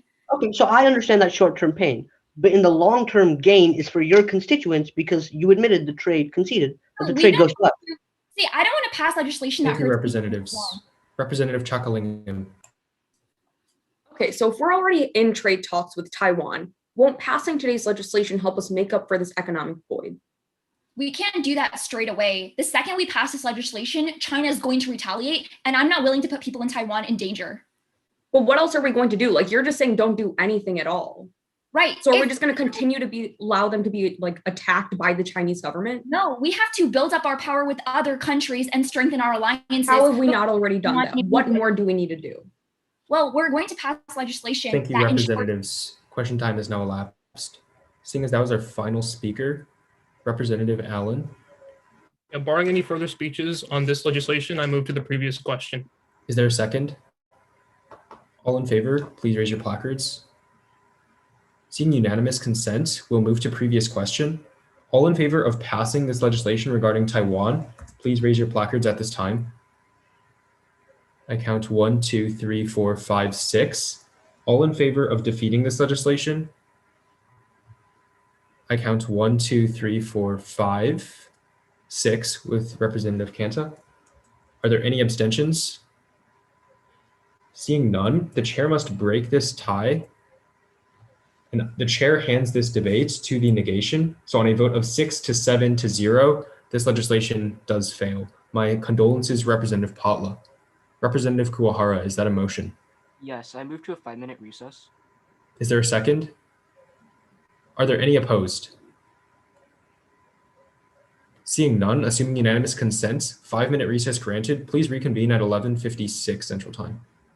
Before everybody leaves, who's planning on speaking on the next bill? And do we have a sponsorship? I am. I don't have a sponsorship. With that being said, who's speaking on the third bill? Question for like the parley, or I guess anyone who knows for sure, what's like our stop time? Tab has not got back to me with the stop time. We started at 10:43. I think we would be allowed to have 2.5 hours, but as soon as they get back to me, I'll make sure to post it in the chat. So as a rough estimate, that would mean that we would end somewhere around 1:13 Central Time if we were to go with the 2.5 hours.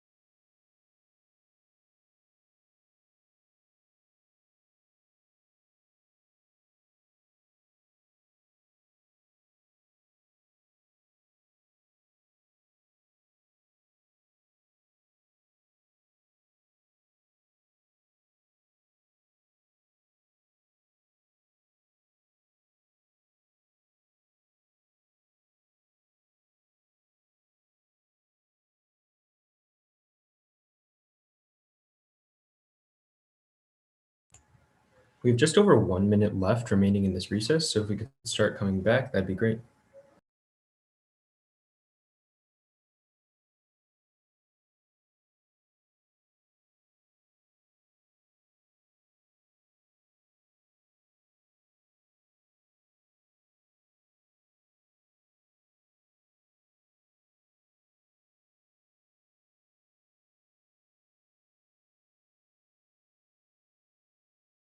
Just a question to our parliamentarian. Have they given you any indication about the start of the second session? Because I know They have not. I just queried Tab asking what is our official stop time, giving them our 10:43 start time, Central Time. And I'm just wait. They said, hold on, we're still in a holding pattern. They'll let me know. Thank you so much. Another question for the chamber. What was the split looking like for this meat and dairy subsidies? Pretty even. You can go either way. Okay. I think we should take another one just in case, just because we had like a couple people leave the room. So. Meat and dairy is second session, right? Yeah. And we should just do that at the end of this session, considering. Sorry, yeah, I mixed up my 2 sessions agendas. A recess has now elapsed. Could the 3 judges with their cameras off please just give any indication that you've returned? Could you just give me 1 more minute? Yeah, sure. Sorry, I'll be right back. No worries. Okay, so Tab just responded. It said, you can go the whole 2.5 hours till 1:15. So that's our stop time, 1:15 Central. And then it says check-in for session 2 will be at 2:30 for a 3 p.m. start time and a 5:30 stop time. So it doesn't give you too much time for lunch or a rest, but make sure you're hydrating.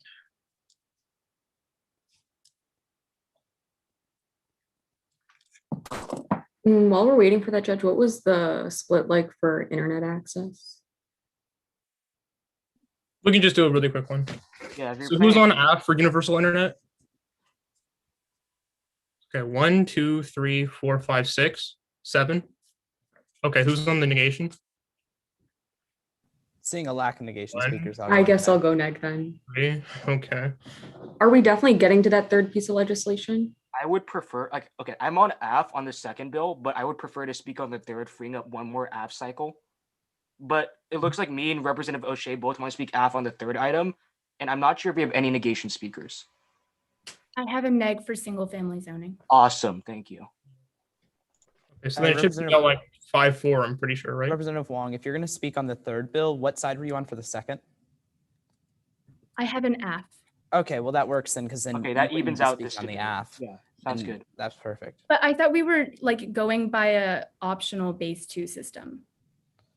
I mean, Yeah, if you it's optional. If Representative Huang wishes to speak 3 times, she's completely entitled to. Just keep in mind about time, and that it is like I will have only spoken once at the end of this bill, and I would most definitely like to get in a second speech.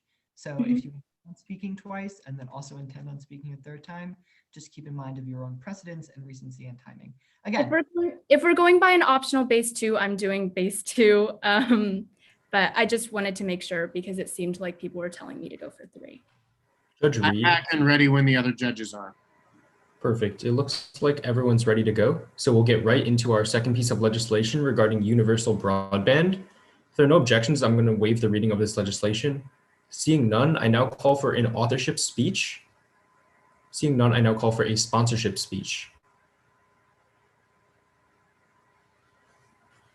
Once again, debate must begin with a first affirmative sponsorship. Representative Kanta. Thank you. Hey, everyone. That's Representative Cantaneni, K-A-N-T-A-M-N-E-N-I, speaking for the second time today, a little earlier than I hoped to, but I know we aren't huge fans of sitting here in silence, so I'm happy to get this debate started. Let me just pull up a timer, and I'll be more than happy to get started.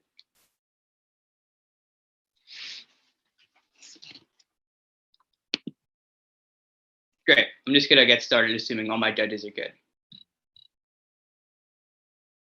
American exceptionalism is this notion that we're this shining city on a hill.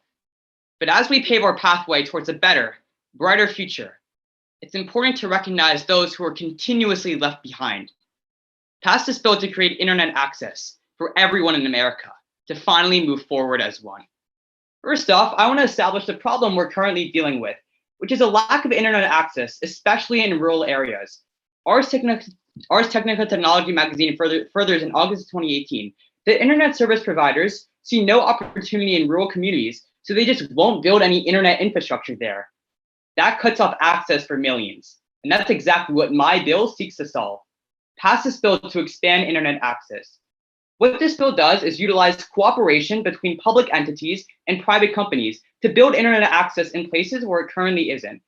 In fact, Section 1 utilizes public-private partnerships, and they've proven effective before.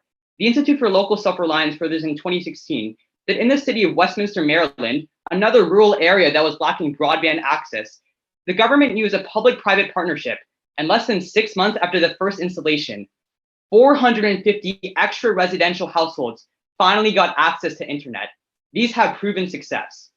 My bill also allocates $80 billion in total across 10 years. That is the exact amount needed to fund this internet. The FCC furthered in 2017 that $80 billion allocated under this bill is the exact amount needed to create. I'm just gonna pause you right there. Pause your timer. It seems like you have a bit of feedback coming back. Could you try like muting or unmuting and just trying the audio again?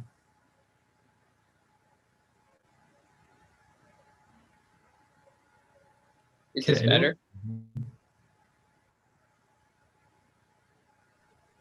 I'll leave the session and rejoin, I think. Your audio seems to be working right now.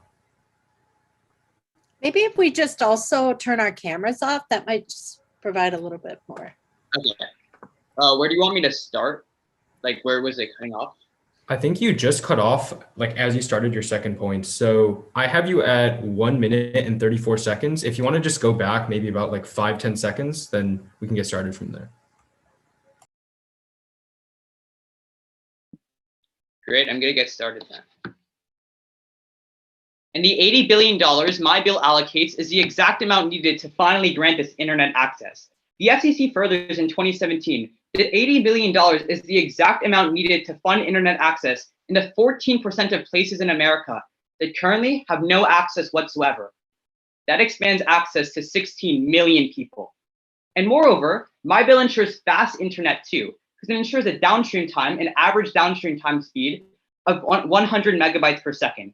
As Go Frontier publication furthers, 100 megabits per second downstream speed can download a song in a second and a large PDF in 15 seconds, ensuring accessible, fast internet for every single American. But why is this so important? You protect the health of Americans. Now, without internet, a lot of rural Americans can't access healthcare.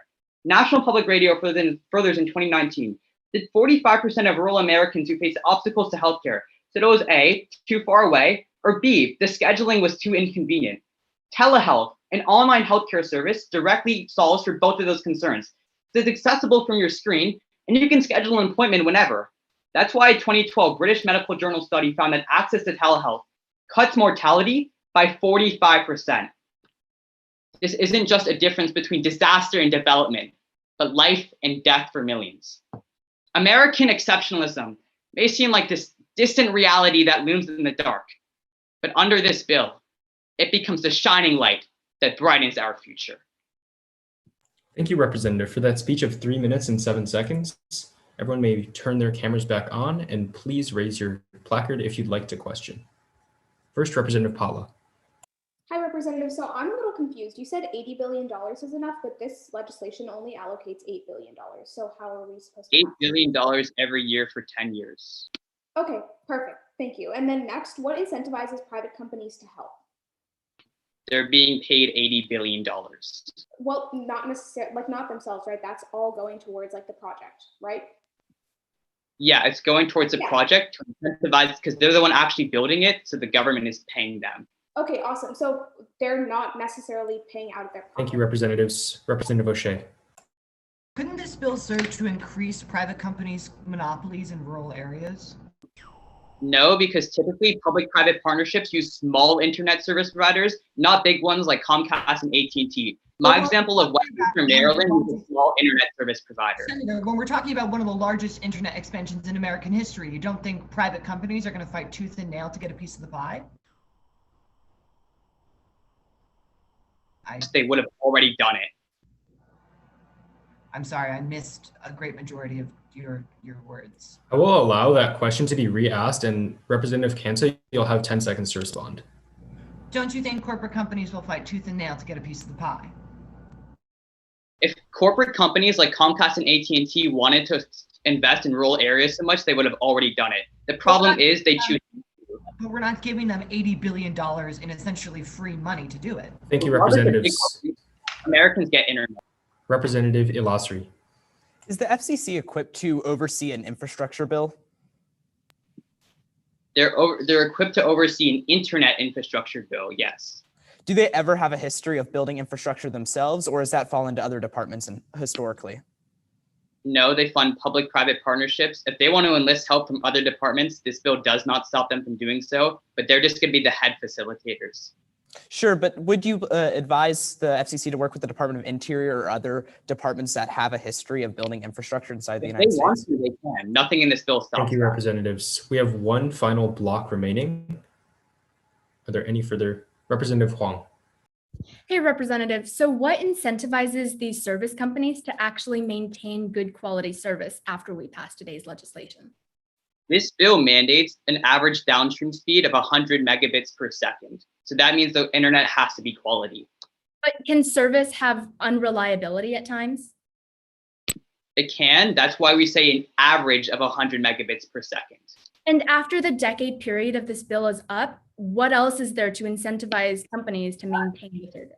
We can pass further legislation then. I'd absolutely support it with you, Representative. Thank you, Representatives. Question time has elapsed. Seeing as that was our first speech in affirmation, I now call for our first speech in negation. All negative speakers, please raise your placards. Once again, any and all negative speakers, please raise your placards. Motion. Please state that. Motion for a 1-minute in-house recess. Is there a second? Are there any opposed? Seeing none, 1 minute in-house recess granted. So as of about 7 minutes ago, we had an even split. I would like to know where all of our negation speakers went. Does anyone literally have... I said I would flip, so I'm currently flipping. Yeah, I know that some senators had said that they would flip, but Senator Lossery, I know you said you had a... I said I was flipping. I have like just a couple of things for rebuttal, but nothing for a constructive. Okay.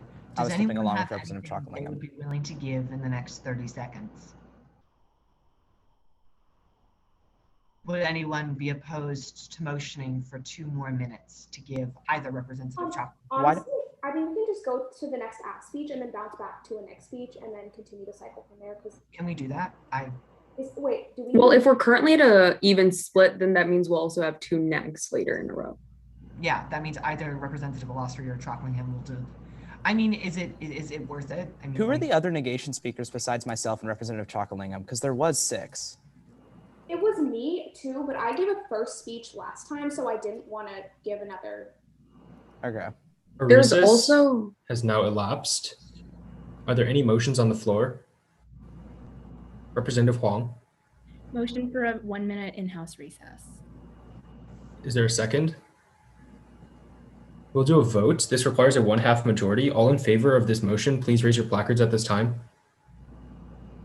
I count 1, 2, 3, 4, 5, 6, 7, 8, 9. Seeing as that clearly passes our 1/2 majority, 1 minute recess is granted. Turns out we were sitting in silence either way.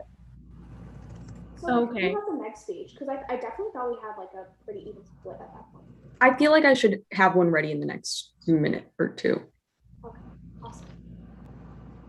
So alternatively, I do believe that we don't have to go through one full cycle of debate before we give 2 AFs in a row. So that is an option, but I would highly frown on it, just given starting a debate with completely one-sided probably wouldn't be a great way to start.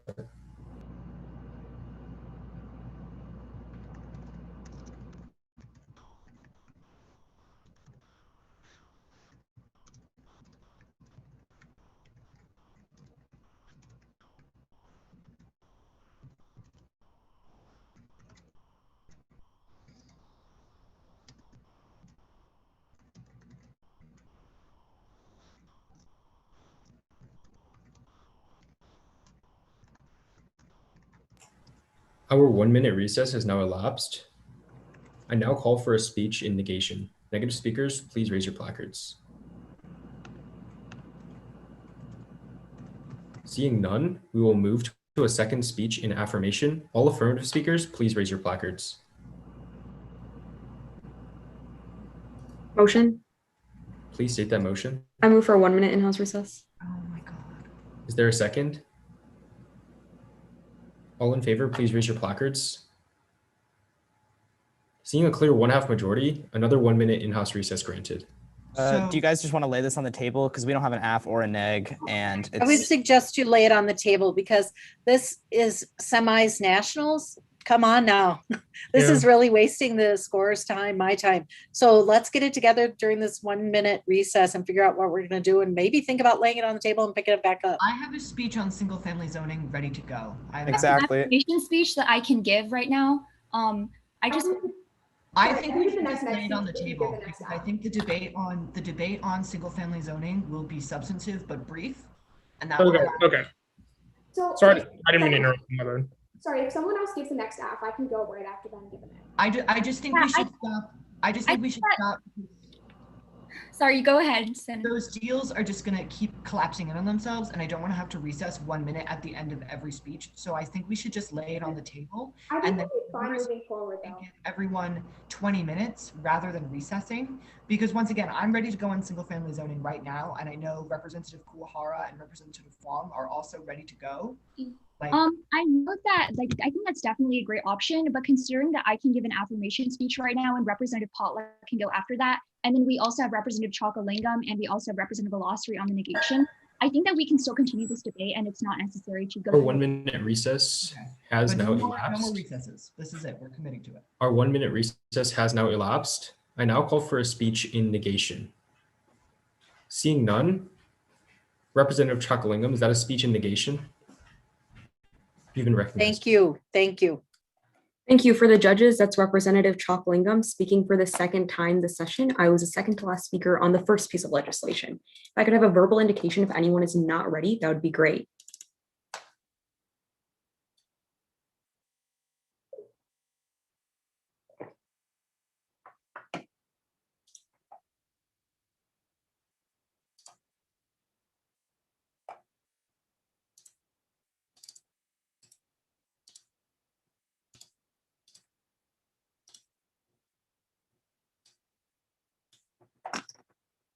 Representative Contemneni just provided us a wonderful example of why broadband data as a private good is one that when capitalized in a market is nowhere near reliable.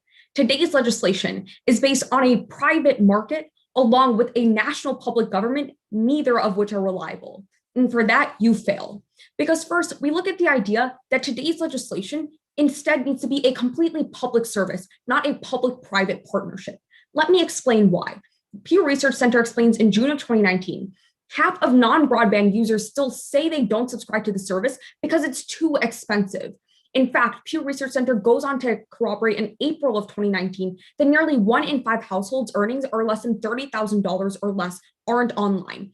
Now, let's see why today's legislation doesn't fix this. Because Vox explains on September 10th of 2020, with a $60 per month national average option, about the national average is only available if you have $60, which is simply just not available for 1 out of 5 households under that earning of $30,000 annually. And here's the thing, with a public-private partnership, that cost does not decrease because these companies will still charge high fees. Let's look at why. The Hill explains on May 22nd that a private enterprise may be interested in funding its construction in exchange for operating profits once the project is complete. Now, our sponsor told us that we get $80 billion. But here's the thing, that's not enough because Brookings Institute explains on May 27th that the FCC estimates it would cost $80 billion just for the first time one fixed delivery of broadband to everyone. What does this mean? It does not cover maintenance costs and repairs. It does not cover everywhere that currently does not use fiber optic. And it also does not include the cost to keep providing internet service in the future, meaning these $80 billion isn't enough. So what happens? These private companies then invest their own money. As a result, they get to determine prices to then get their own profit. That's where we understand $8 billion in Section 4 simply does not cover it. So privates will invest their own money, thus causing prices to increase, meaning that Americans still will not be able to access internet.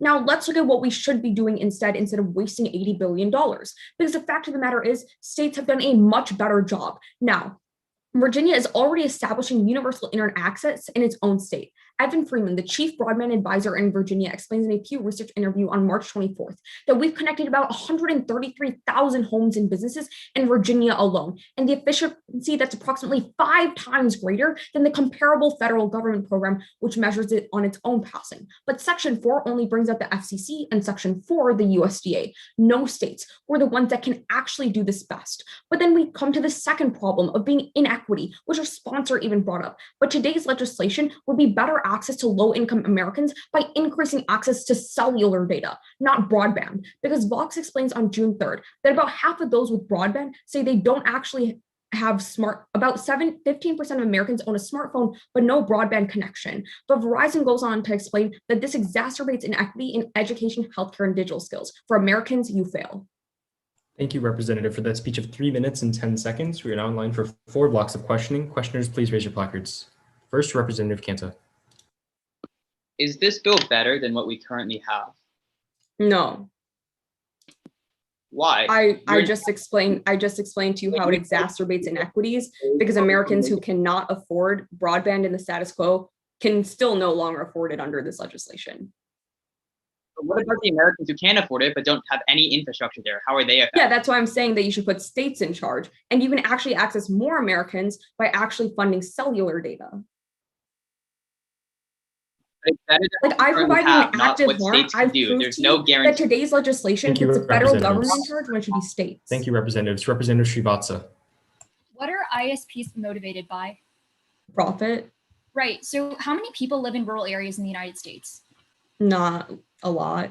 It's actually around 60 million. So if such a significant portion of our population lives in these areas and are going to pay for access to internet, why aren't these companies going to be motivated to provide quality internet to them? Because there aren't a lot of people that they're going to be profiting as much. That's why the public government should be funding all of it. They should not be putting all profit Americans in the hands of private companies. Access, and these companies now get the funding to start investing in that. Why are we not going to see? Right, but what I'm saying is it should not be Representatives. public-private partnerships. Representative Allen.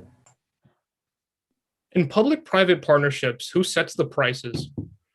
The private companies for profit. No, it's the government because we're the ones providing. No, we this negotiate Why would prices. we not set them low? We don't set prices, we negotiate prices. Okay, why would we provide subsidies in the first place to a company who's not going to make it more accessible? Because if every company is just going to upcharge like they are in the status quo, that means we can only negotiate Wait, to why a is certain every level. company upcharging? Representative Kanta brought up like multiple examples of public-private partnerships lowering prices. Why we just assume that everyone? Yeah, but not specifically in internet. I've proved to you that every time in internet, it's always been upcharging.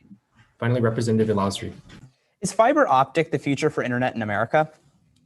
Not exactly the future, but it's better than everything else in the status quo. So is it advisable for this Congress to commit themselves to using a possibly outdated technology for the next 10 years? No, not really.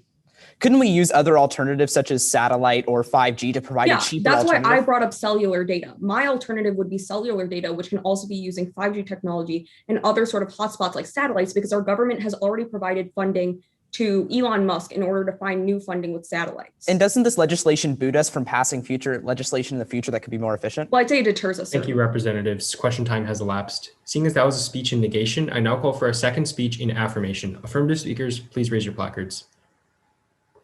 Out of those standing, that goes to Representative Grabowski.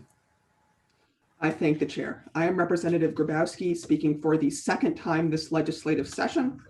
Again, if anyone is not ready, please just provide verbal confirmation, but it looks like everything is good. So let's get started. The hallmark of America's socioeconomic strength has always been our ability to move forward. As we do, it is the responsibility of this Congress to ensure that our constituents are not left behind. Sadly, as technological innovation lights up this nation, millions of Americans are being left in the dark. Passing this legislation will provide broadband to everyone. Now, my first affirmation representative touched on this, but I want to go further. The Pew Research Center found that right now, 1 out of every 4 Americans can't get access to internet. Why is that? That's because many Americans in rural areas don't have broadband lines that run through their community. Even for those who do have one, it's often far too expensive due to internet monopolies. Telecompetitor found in August of last year that 49 million Americans are only served by one internet provider, pricing out millions of low-income Americans. but this legislation solves that issue.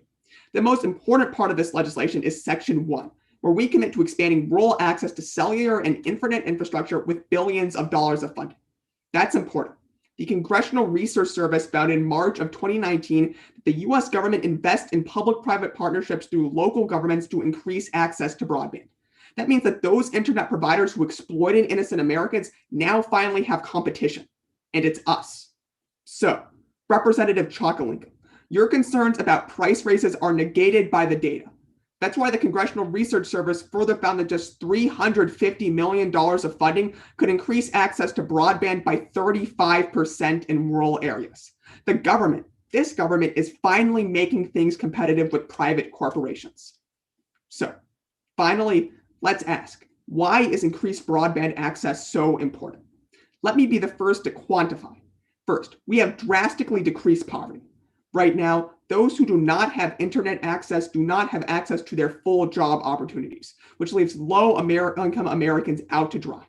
That's why the International Telecommunication Union found that just a 10% increase in broadband access creates 260,000 new jobs.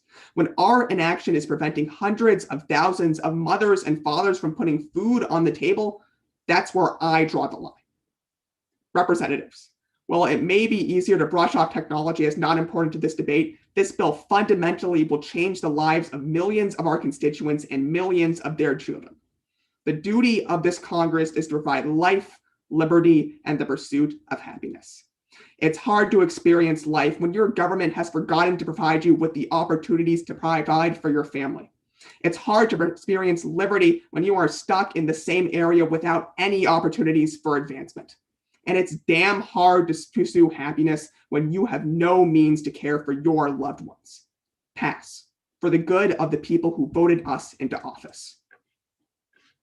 Thank you, Representative, for that speech of 2 minutes and 55 seconds. We're now in line for 2 blocks of questioning. Questioners, please raise your hand or placard.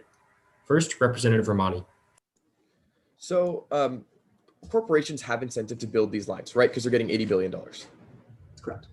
So what happens after they lay these lines and they have no incentive to maintain them, right? Because rural areas rarely spend as much money as urban areas.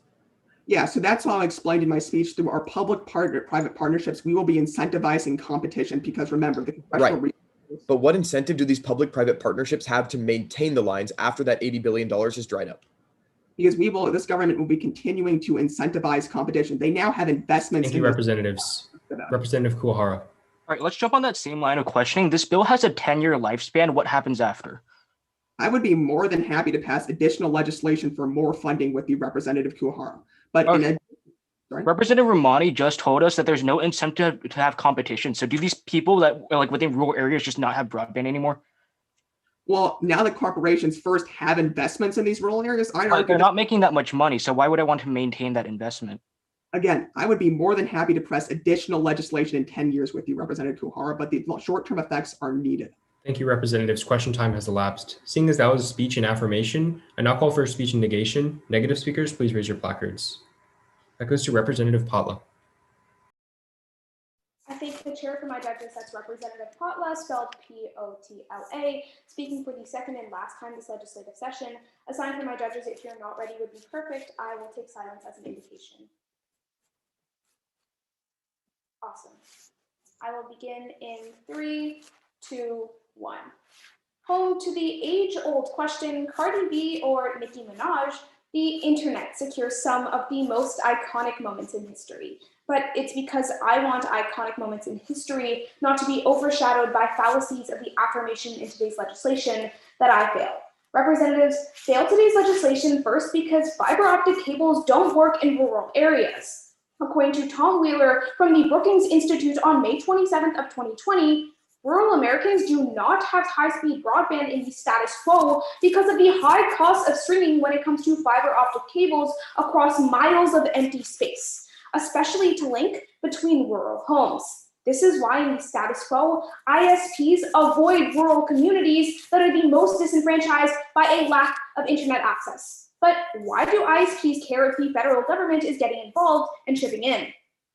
Because economics gets in the way. According to Andrew Moon, from government technology news outlets on July 27th of 2020, installing the infrastructure is expensive and companies are reluctant to take it on in sparsely populated areas. But let's quantify what Representative Compa on the negation or on the affirmation, misconstrues, and questioning, and where Representative Chalkley on my side argues. According to Science Direct, on October 26th of 2018, the price of maintenance is over $100,000 in rural communities. What myself and Representative Romani in questioning can't wrap our heads around is if ISPs don't care about rural communities because of risk now, the affirmation needs to prove why. Passing suddenly gives them this sort of incentive. We aren't bridging gaps because logically ISPs don't need to agree. But next, let's go to the affirmations arguments and see how they falsify in today's debate. First, Representative Compa and Grabowski advocate that passing essentially bridges the income gap while helping rural constituents. Two responses. First, I'll pick up where Representative Chalkley on my side advocates and distance myself from her argument, and side with Representative Grabowski about states being in charge. Passing today actually worsens the impact on state handling. The trade-off is security. According to Atlanta Tech on January 5th of 2020, one centralized system on broadband makes it easier to compromise data through hacking. But second, in section 2, downstream time where actually downloading information from the internet is high. However, let me be the first to bring up a point that both the affirmation and negation miss in today's debate. And it may seem minute, but it's crucial to your ballot. It's that upstream time minimums are never defined, meaning that ISPs have the ability to slow down your ability to put anything on the internet, including communication. Although obscure, Practically Networked on January 4th of this year finds that ISPs like to slow down speeds of uploads because it saves them money and data in the long run. This directly clashes with job increases because essential communication is hindered anyway. If the affirmation champions the welfare of their citizens, they fail today. They fail today on the grounds of security and also because fiber optic networks have never worked. Thank you, Representative. For that speech of 3 minutes and 11 seconds, we are now in line for 2 blocks of questioning. Questioners, please raise your placards. First, Representative Grabowski. Hey, Representative, great speech. So you made the point about how ISPs can slow down loading times for internet substances. We are the government. The whole point of this plan is to create competition between ISPs. When we incentivize competition with $80 billion, why would ISPs be incentivized to slow down loading times? Okay, so number one in section 3 tells you that the FCC goes by essentially whatever this bill outlines, right? So if the bill doesn't outline that upstream has to be kept over a certain amount, then there's no regulation that the federal government can press these private companies on. Thank you, Representatives. Representative Bokhari. In public-private partnerships, does the government have the ability to cancel a contract? Yeah. So if the ISPs are slow or the security is laxed, why couldn't we just cancel the contract and find a better alternative? Well, I would say that's really problematic because each system has a different modem, and if you're having high speed broadband in the first place, then it's going to be really difficult to transition from company to company. So that leads to more instability. But you stated alternatives in your own speech that are better than the ones that are in the status quo. Why not just give the contracts to those ones? If we have those. Question time is now elapsed. Seeing as that was a speech in negation, I now call for a speech in affirmation. Affirmative speakers, please raise your placards. Representative Bokhari, you have recency. Thank you. This is Representative Bokhari giving my second speech today. I'll take silence as an indication that you're ready, and I'll begin.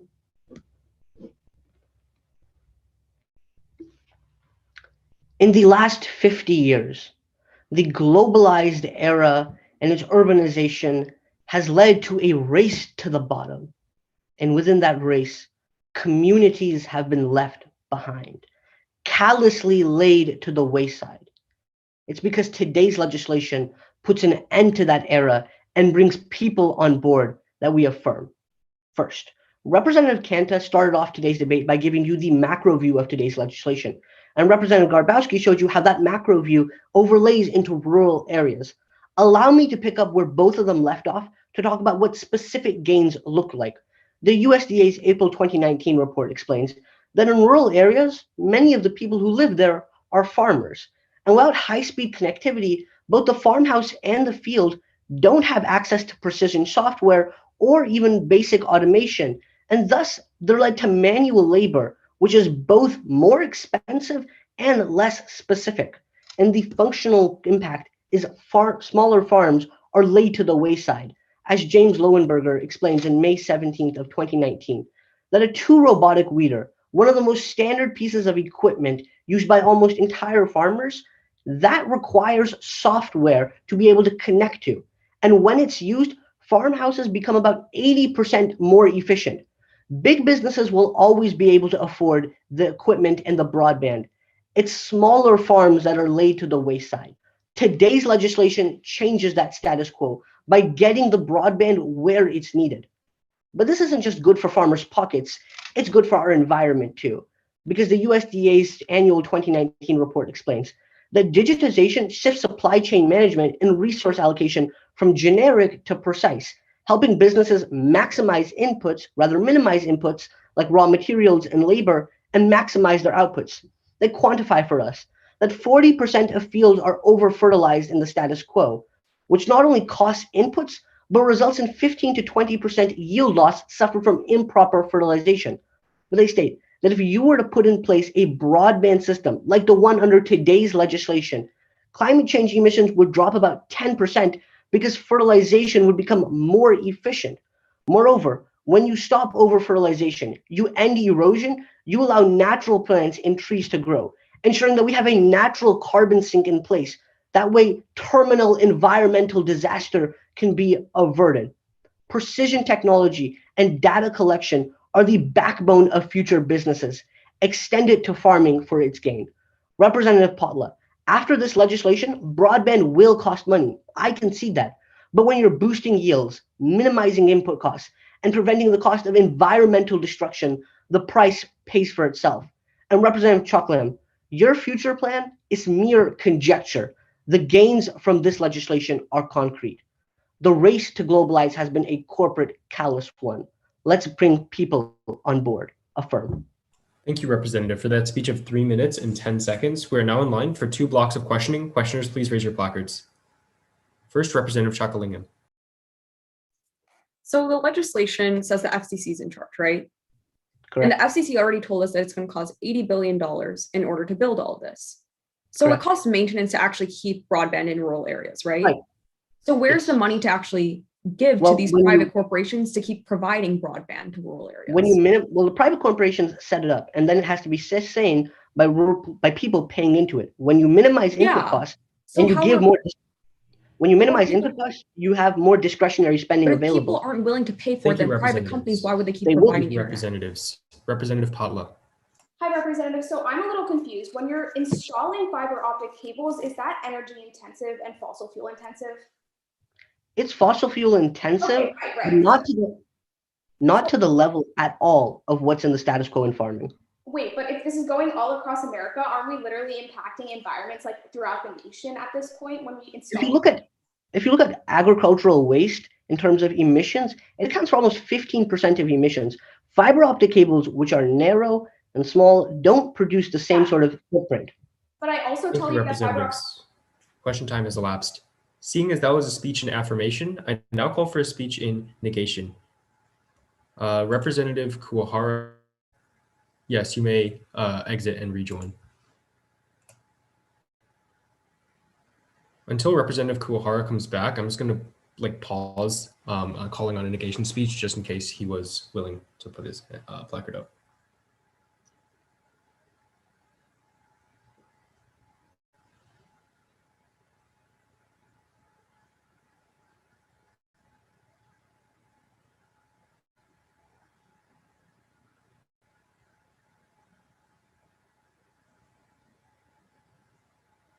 Representative Kuwahara, can you hear us okay?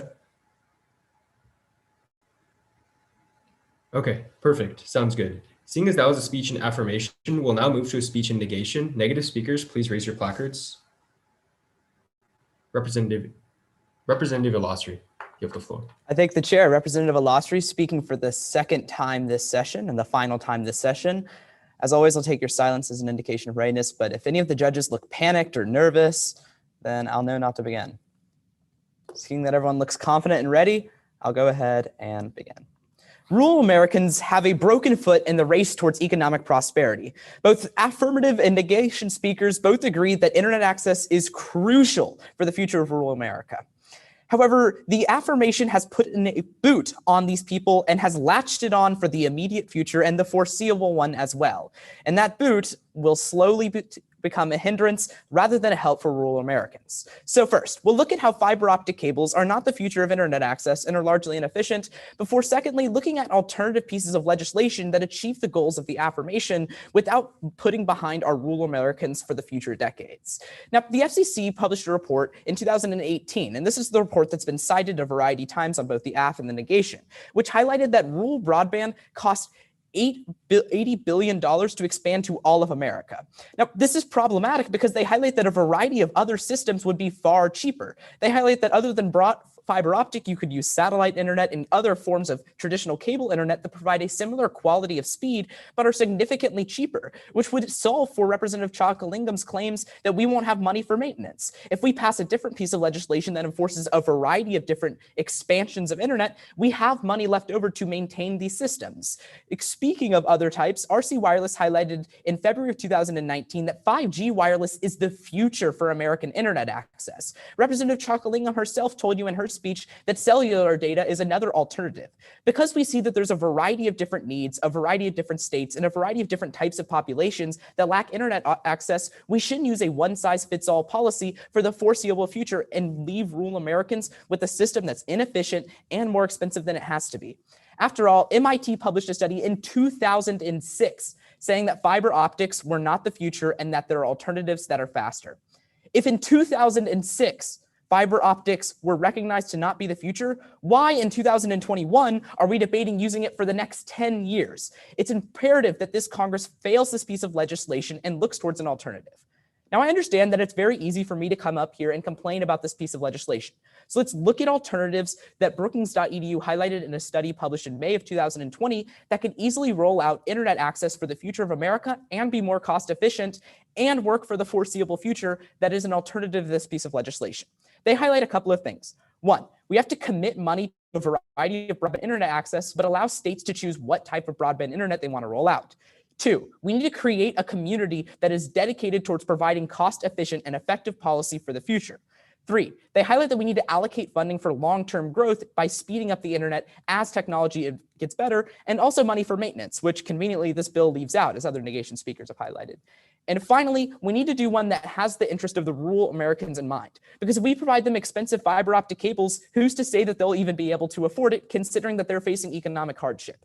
Because this piece of legislation is passing policy that would have been great in 2006 and puts a boot that is unable to be removed by rural Americans for the foreseeable future, I ask you to fail and help our rural Americans with better pieces of legislation that are easy to pass and write. Thank you.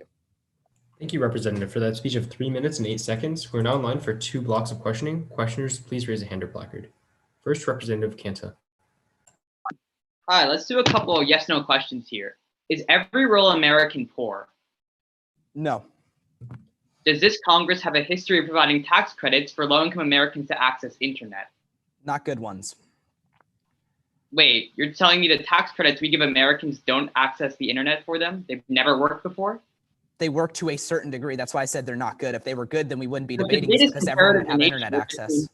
The debate is comparative between what this legislation does and the status You're putting quo. a false dichotomy and passing a piece of legislation that's suboptimal at best. Thank you, Representatives. Representative Grabowski. Hey, Representative, great speech. So you mentioned a ton of alternatives that are all far better, cheaper, and more modern. If these are all so great, why hasn't this Congress implemented any of them before? Because this Congress has expressed in the past 20 years that it has no interest in protecting working class Americans. Why does this Congress have no interest in protecting working class Americans? Aren't those the people who elected us? Yes, but because of lobbying dollars and a variety of other pieces of legislation, it's more efficient to do things that help the people who actually win votes and buy political ad campaigns. Again, aren't the working class... Thank you, Representatives. Question time has elapsed. Seeing as that was a speech in negation, I now call for a speech in affirmation. Affirmative speakers, please raise your placards. Representative Romani, you have recency. I thank the chair. That is Representative Romani, spelled the same as last time, speaking for the second time this legislative session. Any indication if my judges aren't ready, and I'll begin. All right. At the beginning of today's round, we all witnessed Representative Kanta struggle with his Wi-Fi router. And while he struggled to choose between his first and second router, the unfortunate truth is that for thousands of Americans, Having even one has become a luxury. Today's debate is not a question of why we should increase accessibility. It's a question of how. Now, I want to be the first one to explain the impact of this bill outside of a vacuum, because the COVID pandemic has exposed the dire need for broadband access. Let's explore what happens if we do nothing. Tom Wheeler from Brookings on May 27th of 2020 explains that of the 50 million students sent home by school closings due to COVID, over 9 million of them lacked home internet access. So no, Representative Chocolingam, passing is not worse than the status quo. Principally, affirm because internet access revitalizes stagnant communities by creating and attracting jobs. Tom Wheeler continues from Brookings, saying that in 2009, we invested $4 billion into high-speed internet across 233 nationwide projects. And as a result, we created 26,000 internet anchors in broadband deserts, turning those dead communities into growing economies. So essentially, when you pass today's legislation, you can flip the narrative that the pandemic has forced upon the lives of thousands of Americans. And after plugging those communities into the internet, students can now access their classes. Parents can safely access their jobs. And Mr. Kuwara no longer has to worry about not being able to hear my speech. But second, let's analyze the main question in today's debate and break through the firewalls of the negation. Representative Chocolingam and Potla tells us that the problem with the internet isn't access, it's affordability. But first off, I'd like to stop there. I'd argue that the first step to affordability is access. You need to have access first before you are able to afford it. And in the short run, by passing this legislation, you have. But next, everyone's been wondering what happens after 10 years when the funding dries up and ISPs no longer have incentive to send money to these rural areas. But I already told you how successful internet is at creating productive communities. And when you create economic hotspots in rural areas, ISPs now have an incentive to maintain their lines. Because we've already built internet cables, it makes it more fiscal sense for them to maintain it because no American wants to buy bad internet. They're going to continue buying it as long as it helps them. But lastly, Representative Alazri worries that fiber optic cables aren't good enough for rural communities. First off, that's not an act of harm, and it garners zero offense for the negation. Those are not mutually exclusive. We can pass today's legislation, and then we can bolster our satellite internet in both worlds. Don't let the perfect be the enemy of the good. Passing still gives Americans a better future than failing because it increases internet access. I will take 2006 technology over internet infrastructure stuck in the 1990s. Affirm. Thank you, Representative, for that speech of 2 minutes and 59 seconds. We are now in line for 2 blocks of questioning. Questioners, please raise a hand or placard. First, Representative O'Shea. I'm glad you're okay with 2006 era technology, but why should millions of rural Americans be? Right, so the alternative is we're stuck with 1990s infrastructure. No, Senator, the alternative, as Senator Alazri explored over the last half of this, is cheaper, more affordable, and more efficient. What happens when we pour $80 billion into it, and then we have to do it all over again? We are debating legislation today, whether to give Americans internet or whether to not give them internet. Today's legislation updates all of their ability to connect to it. And 10 years from now, what happens when it's obsolete? Thank you, Representatives. Representative Srivatsa. Do internet service providers in the status quo have a lot of money? Sure, yeah, they do. Right, and they're motivated by profit, right? Sure. So you argue that these rural areas are such an amazing economic incentive. So why haven't they already expanded there already if they have so much money and profit ready to spend? That's a great question.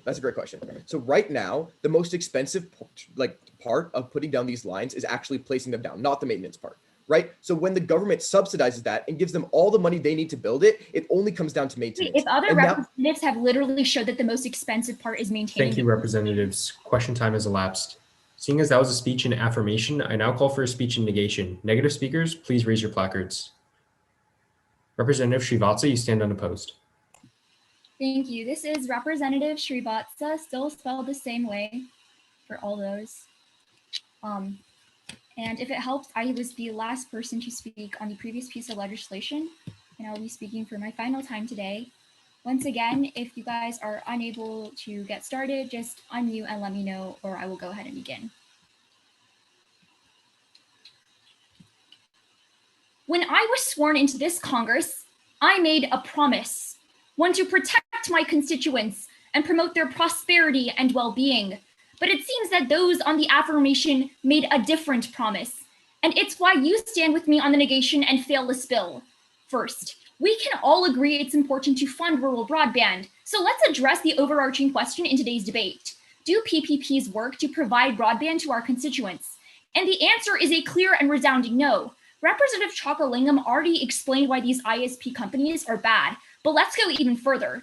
In the status quo, ISPs have a huge amount of money, something that Representatives Ramani have already agreed to. But in the status quo, they don't serve rural areas at the rate at which they serve urban areas. And that's problematic because big telecom explicitly excludes broadband access to so many communities. Representative Contameni admits in questioning that if they wanted to invest, they would have already done it. But this just shows that these big internet service providers don't care about rural areas. But what the affirmation fails to realize is that this legislation makes the problem even worse. Under Section 1 of this bill, we create public-private partnerships with internet service providers. And in Section 4, we appropriate $8 billion annually towards this cause. But this is so harmful because it only covers the funding needed to create the infrastructure and not maintain it. So in the long term, our constituents in rural areas won't have internet access. Representatives Konta and Grabowski tell us about all the amazing impacts that this legislation can provide, but broadband providers simply won't offer a service at a reasonable price if they can't get enough customers to pay for it in the short term. Instead, they'll raise prices. So now our constituents can't afford the cost-efficient alternatives that every single representative on the affirmation talks about. But next, let's respond to the arguments brought about by the affirmation in today's debate.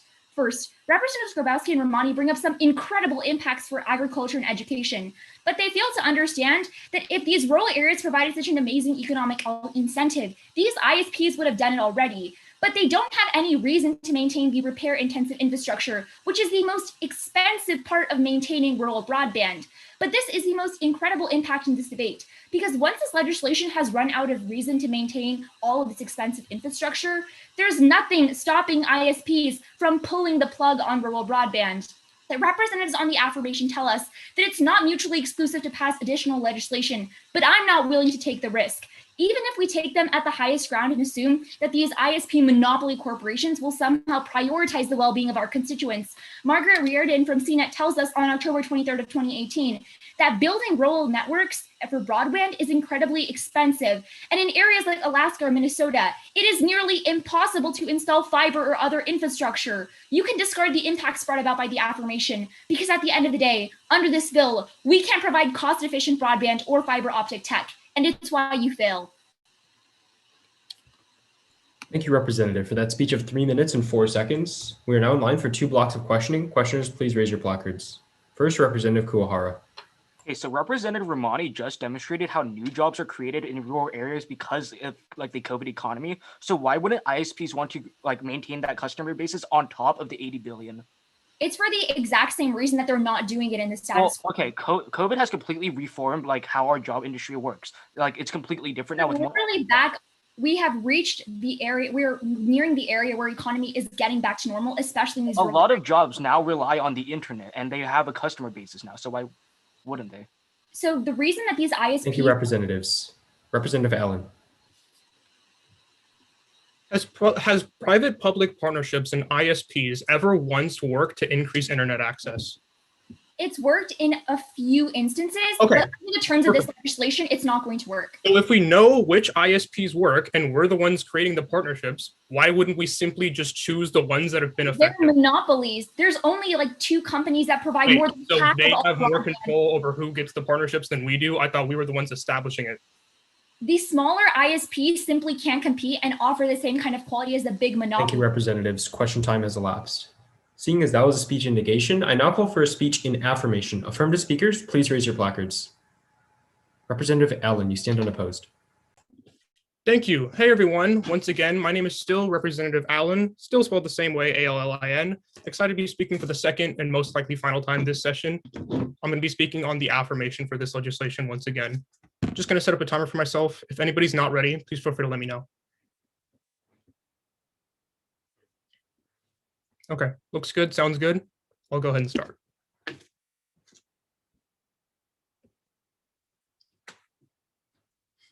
The hallmark of America's socioeconomic strength has always been our ability to move forward. As we do, It is our responsibility to ensure that our constituents are not left behind. Sadly, as technological innovation lights up this nation, millions of Americans are being left in the dark. So today, I ask you to affirm this legislation to modernize the protection of Americans. At the end of this debate, no one on the negation has actually proven a single detriment in establishing universal internet. Instead, they've all questioned whether or not public-private partnerships are the best way to achieve it. Allow me to finally prove that they are the best option.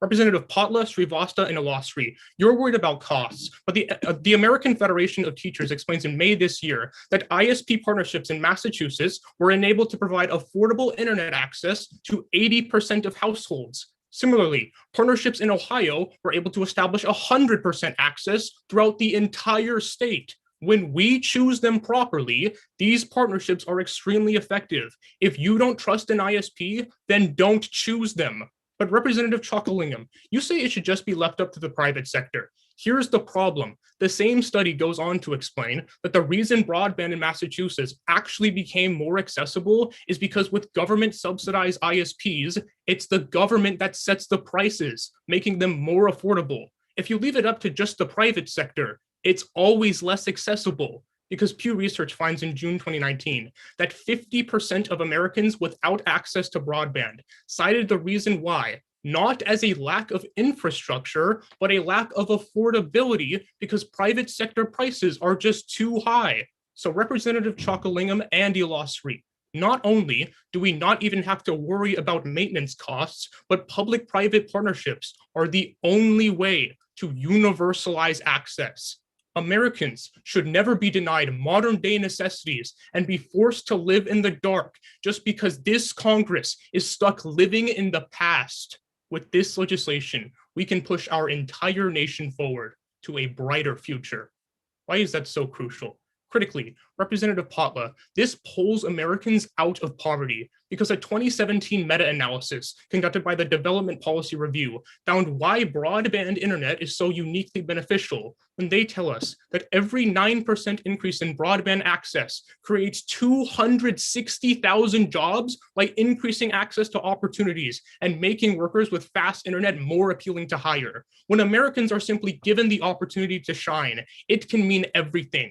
It means the difference between whether or not there's food on the table, clothes in the closet, or medicine in the cabinet. And in times of crisis, it ensures Americans won't have to constantly worry about whether or not there will even be a tomorrow. When Americans are left behind, the darkness left to surround them threatens every physical and mental facet of their lives. Affirm this bill to keep all of our constituents forever in the light. Thank you, Representative, for that speech of 3 minutes and 9 seconds. We are now in line for 2 blocks of questioning. Questioners, please raise your placards. First, Representative Chocolingam. Hi. So in Massachusetts and Ohio, who chose which ICPs to hire? They're state governments, right? Yeah. And the FCC has funded national rural broadband before, correct? Right. It does not And these matter states have who has always done a better job than the under this FCC, legislation. correct? Ultimately, this Congress has oversight over every single. Yeah, but this Congress has had provide. oversight before, and we've always done worse If than it is states, not being correct? used effectively, we can repeal it and give it to someone else. It is our. But if we've proven time and time again that FCC is ineffective, wouldn't it be better to give grants to state Thank you, governments? Representatives. Representative Potla. Hi, Representative. So let's talk about accessibility with a couple of yes or no questions. Do ISPs purposefully put like data caps? Sure, but we're the ones in charge of choosing the ISPs we work with. Okay, but like there still can be data caps. Nothing says that it's against that, like in the legislation. So I also tell you about upstream time. Is there any mention of that in this legislation? I just don't see how that is any way relevant. That's how you actually get to interact with access. That's the most important thing for the. Yeah, that's how you actually Worry interact about with maintenance costs and costs of other stuff It's later. not about Right? it's not about maintenance. It's about Thank you, Representatives. Question time has elapsed. I thank the chair. Chair thanks you. Seeing as that was a speech in affirmation, I now call for a speech in negation. Please state that motion, Representative Illasri. Seeing as all speakers who wish to speak on this legislation have spoken, I move to previous question. Is there a second? All in favor, please raise your placards. Seeing unanimous consent, we will move to previous question. All in favor of passing the universal broadband legislation, please raise your placards at this time. I count 1, 2, 3, 4, 5, 6, 7. All those in favor of defeating? I count 1, 2, 3, 4, 5. Are there any abstentions? There should be none.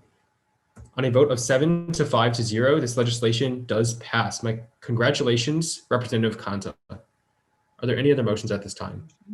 Representative O'Shea, Motion for a 3-minute recess. is there a second? All in favor, please raise your placards. This requires a 1/2 majority. Seeing unanimous consent, 3-minute recess granted. Please reconvene at 12:59. Yeah, I just figured our judges might want a second as well. I also just really have to use the bathroom. So All right. I'm going to deliver the sponsorship. Representative Huang, you The can do neg. first And neg. I'll Representative- finish off the bill on F. Yeah, and that leaves us 3 minutes. That should bring us exactly to 2:15, my Eastern Standard Time. Sounds good. Okay, I'll see you guys in 2 minutes.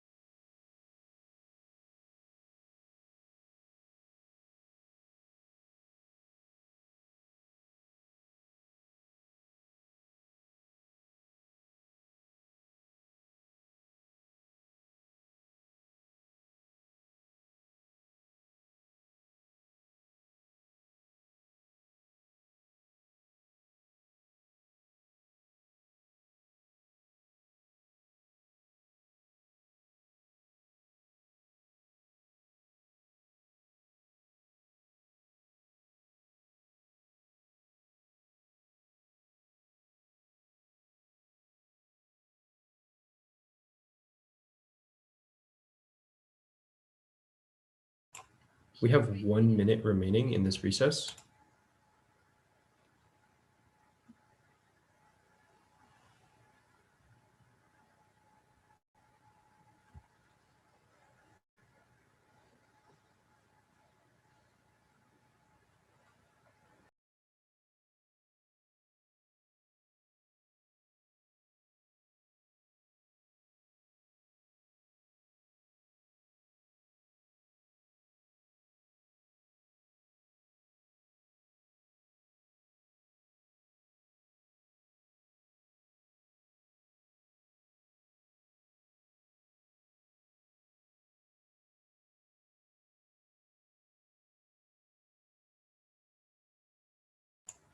Our recess has now elapsed. Could the judges with their cameras off, please just give any indication that they're back?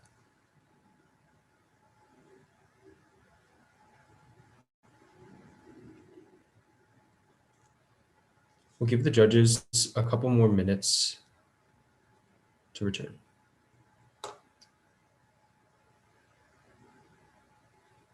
Perfect. And that just leaves Judge Reed.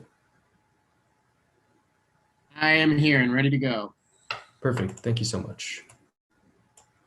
Seeing as everyone has returned, we are ready to move on to our final piece of legislation regarding single-family zoning. I now call for a 3-minute sponsorship speech. Representative O'Shea. I thank the chair. Hello, that's Representative O'Shea, as in Shay's the way. If it helps, I believe I spoke about halfway through the last session. It's been a long time. I'm honestly not sure. Once again, I cannot see you. Just give me any verbal indication that you are not ready to rumble and I will stop. But if you aren't, give you a second. And I will begin. My mom always says to me, Eamon, check your margins. Whenever we act, we must look and see who is at the margins of our actions and move to bring them in. Because our continued policy of single-family zoning quite literally pushes tens of millions of Americans into red lines and margins, we must affirm. Firstly, end single-family zoning to end the legacy of racial discrimination in housing and close the racial wealth gap. Zoning laws were and remain the main weapon wielded in redlining, with areas marked red or unsafe filled with minority residents unable to gain accesses to mortgages and other financing programs that would allow them to live in the exclusively single-family zoned green neighborhoods. While this racism has become far more subtle since its peak in the 1960s, it remains no less insidious. Jessica Trustein, professor of political science at UC Merced, wrote in 2018 that by making home ownership the only option for a neighborhood, you are significantly reducing the racial diversity. Further, a study released in August of 2020 by UC Berkeley found that stringent single-family zoning directly correlates to higher percentages of white residents in neighborhoods, and home ownership is directly linked to wealth. According to the United States Census Bureau in 2020, home ownership is the main driver of wealth for most middle-class Americans, with homeowners' median net worth a whopping 80 times larger than that of renters. And according to the Brookings Institute, just 2 weeks ago, the 171,000 net worth of a typical white family is nearly 10 times greater than that of a Black family. The study directly tied this massive gap to the dearth of Black American homeowners. If we want to talk about equitable post-COVID economic growth and the restoration of the middle class, then this is the way to go. Secondly, end single-family zoning to help us fight the climate crisis. Suburban sprawl and the greater push farther and farther from urban centers has created a new class of super commuters in the United States, with policy analysis conducted by UC Berkeley in 2015, finding that those living in suburban areas can have 50% higher transportation emissions than city residents, who, according to NASA in May of 2020, generally trend towards having lower carbon footprints. A 2019 Georgetown policy review found that low-density housing increases dependence on cars for even the most basic services, and that this sprawl packs a massive carbon punch, with a study by World Bank finding that suburban sprawl is directly linked to a greater driver of transportation-related carbon emissions. The Center for Environmental Studies in Richmond, Virginia, found in January of 2020 that once red-line neighborhoods in 108 cities experienced higher daily temperatures compared to non-red-lined areas. Because, especially when the effects of climate change will hit our marginalized communities harder and faster, pass my legislation to lessen our carbon footprint and make this system work for and with all of us. Representatives, check your margins. Thank you. Thank you, Representative, for that speech of 3 minutes and 9 seconds. We're now in line for 4 blocks of questioning. Questioners, please raise your placards. First, Representative Huang. Hey, Representative. Presently, what types of entities own the majority of multifamily homes? I'm going to guess probably large corporations. It's corporations. Okay, so do the majority of people in America rent or own homes? So I think what you're under the misconception of is that non-single family means we're going to jump straight to renting apartments. There are condos, mixed family style living like Pueblo homes in Southwest America. We're not simply going to jump from buying homes to renting 1-bedroom studios. Thank you, Representatives. Representative Romani. Does this bill build new houses in cities? No. So then how are you solving any of the problems that you outlined in your speech if the people are still going to be... So, Senator, we're ending single-family zoning, which cities across the country have already been moving towards. Right. While this bill doesn't allocate funding to specifically build homes, there is a rising tide of movement that will carry with this bill. But the type of housing is what leads to this racial segregation. So if that's the reason that it happens, are we changing the housing market in cities or no? Once again, we're encouraging a different type of housing market, which isn't encouraged under present circumstances. Thank you, Representatives. Representative Bokhari. Okay, so single family zones means that developers have to develop within the zone, correct? Yes. Okay, and when you remove that, they can then develop outside of the zone by extension, right? Yes. Okay, so if they can develop outside of the zone, can't they just develop in poor communities? Doesn't that open the gateway to gentrification? Again, Senator, I don't think gentrification is entirely a bad thing. Gentrification is a bad thing when it results in people being pushed out, but making a neighborhood a better place to live, as long as we can ensure equity, as I emphasized in my speech, isn't a net harm. Thank you, Representatives. Representative Kanta. Let's elaborate on that gentrification here. What happens when rent prices increase for low-income Americans? Where do they go to live? once again, if we can ensure equity in gentrification, making a neighborhood a better place to live isn't a net harm. I will gladly pass legislation in order to subsidize rent and So making everyone go homeless homes. But Senator, so making everyone go homeless is better than some people going homeless. Is Senator, essentially don't what be you're. logical. We're simply not going to make everyone homeless. We're going to make it easier for more people to live in more places. Thank you, representatives. Question time has now elapsed. I thank the chair. Seeing as that was our first speech in affirmation, I now call for our first speech in negation. All negative speakers, please raise a hand or placard. Representative Huang, you stand unopposed. I thank the chair. This is Representative Huang. This is my second and final time speaking this legislative session. If my judges are not ready, please give me any indication. Awesome.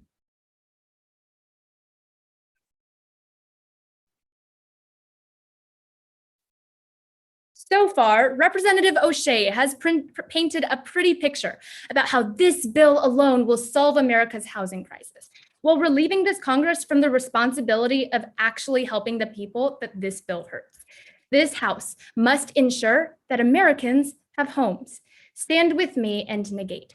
The primary reason you fail today's legislation is because it increases corporate landlord abuses. Currently, most rented properties in the United States are single-family houses, which are predominantly owned by individuals. The 2020 U.S. Census Bureau report revealed that there are 42 million single-family houses that are renter-occupied, whereas the National Multifamily Housing Council furthers in 2021, just 20.5 million apartments are renter-occupied. Furthermore, the National Association of Realtors writes on September 15th of 2020, while 73% of single-family rental housing is owned by individuals, 74% of multifamily rental housing is owned by corporations. This is significant to today's debate because the Urban Land Institute reports that the most common type of multifamily housing built is apartments, contrary to what Representative O'Shea claimed during questioning. What this means is that by ending single-family zoning, we increase the number of corporate-owned apartments. Representative O'Shea, by passing "We don't increase home ownership, we increase apartment rentership." That means this bill does nothing to address the racial wealth gap. That's because a CNBC study dated to October 1st of 2019 found wealthy investors prefer investing in apartment buildings over single-family homes because they're more profitable. When corporate-owned apartments are more readily available to consumers than single-family residencies, more people will move into these apartments. But why is it so important to prevent this from happening? First, it's because corporate landlords unfairly raise living costs. The Atlantic explains on February 15th of 2020, corporate landlords are able to manipulate rent prices by monopolizing regional housing types, which individual landlords can't do. For example, one company can buy thousands of apartment units in a single region and raise rent in all of them. This allows these corporate landlords to set unfair prices that consumers must accept to live in that region. Raised rent prices means that tenants who can't afford monthly rent will be evicted, worsening our homelessness crisis. Representative O'Shea, you advocate for equality, but this bill literally leaves people on the streets. Second is because corporate practices neglect their tenants. The Financial Times furthers on April 3rd of 2019. Because profit margins on lower income apartments are small, corporations are less willing to maintain these properties, leading to safety concerns. Here's why continuing to rely on individual-owned single-family residences is better for consumers. Green Residential highlights on October 31st of 2017. These concerns over low rental profit margins don't apply to individual landlords of single-family homes, since their long-term profits come from property appreciation, not rent and exploiting their tenants. Everyone in this chamber agrees that fair housing for all Americans is a necessity, which is why we must fail. Thank you, Representative, for that speech of 3 minutes and 10 seconds. We are now in line for 4 blocks of questioning. Questioners, please raise your placards. First, Representative O'Shea. Wouldn't ending single-family zoning encourage the building of mixed-style housing, which, because, as you said, because of profit, isn't encouraged in the status quo? No, because the investors that hold the most capital are these large corporations who would be now interested in building apartments where previously there were only single family homes. But wouldn't they also be interested in building mixed family homes, which would earn more profit over time because people would buy and invest in communities? No, because I proved that apartments are more profitable. But you proved that only under the status quo with single family zoning. Thank you, Representatives. Representative Chakalingam. So most major cities right now have price rental ceilings. Where would they go? Okay, well, right now, corporate housing, can you We still have elaborate rent ceilings though. which cities though? Because that's not Most in major every- cities have rent ceilings, and what's stopping cities from imposing rent ceilings if prices go too high? I live in the 7th biggest city in the country, and we don't have rent ceilings. But why can't they? What's stopping them from imposing price ceilings? If price ceilings are so high, no one can afford the apartments, meaning that cities will have to use price ceilings, correct?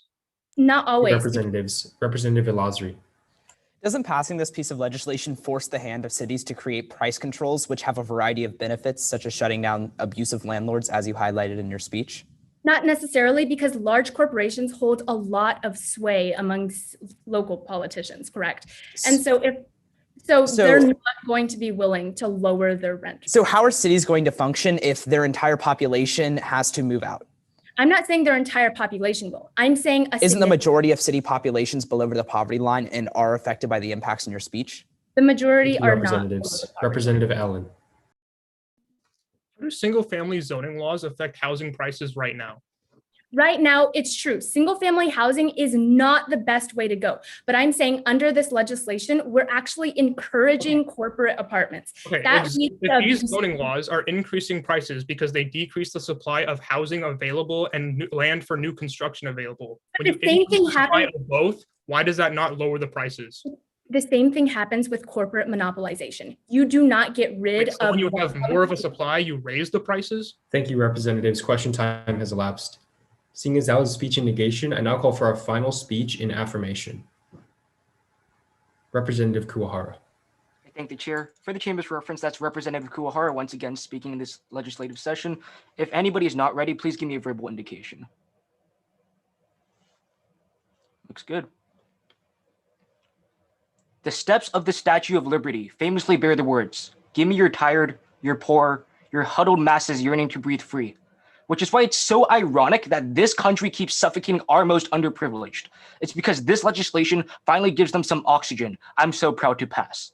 In this short debate, the negation pioneered by Representative Huang has told you that infrastructure investments are inherently beneficial for corporations and helps them expand and raise price caps, with Representative O'Shea in the beginning of this round establishing that minority residents have been continuously harmed by housing margins. The remainder of my 3 minutes is going to be about extending the impact of this bill, the impact that this bill has on underprivileged families. First, allow me to distance myself from Representative O'Shea on my own side. Principally, we're passing this legislation because it prevents gentrification.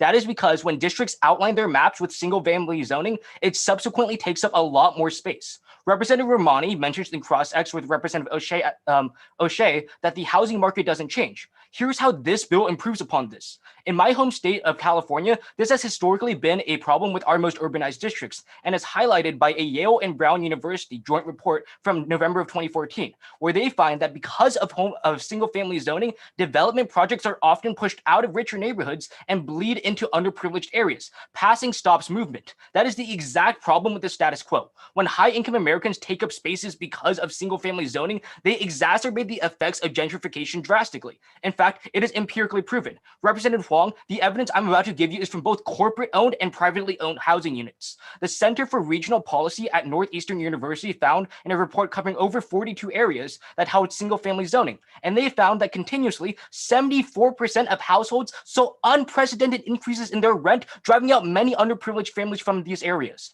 People literally cannot afford to live in their homes because of expansionary measures. Representative Huang, when single-family houses shrink, it forces corporations to become more competitive when there are more mixed-family homes. For the longest time, single-family zoning has been displacing our nation's most underprivileged. We pass for them. But why is putting a halt to gentrification the most important impact in this round?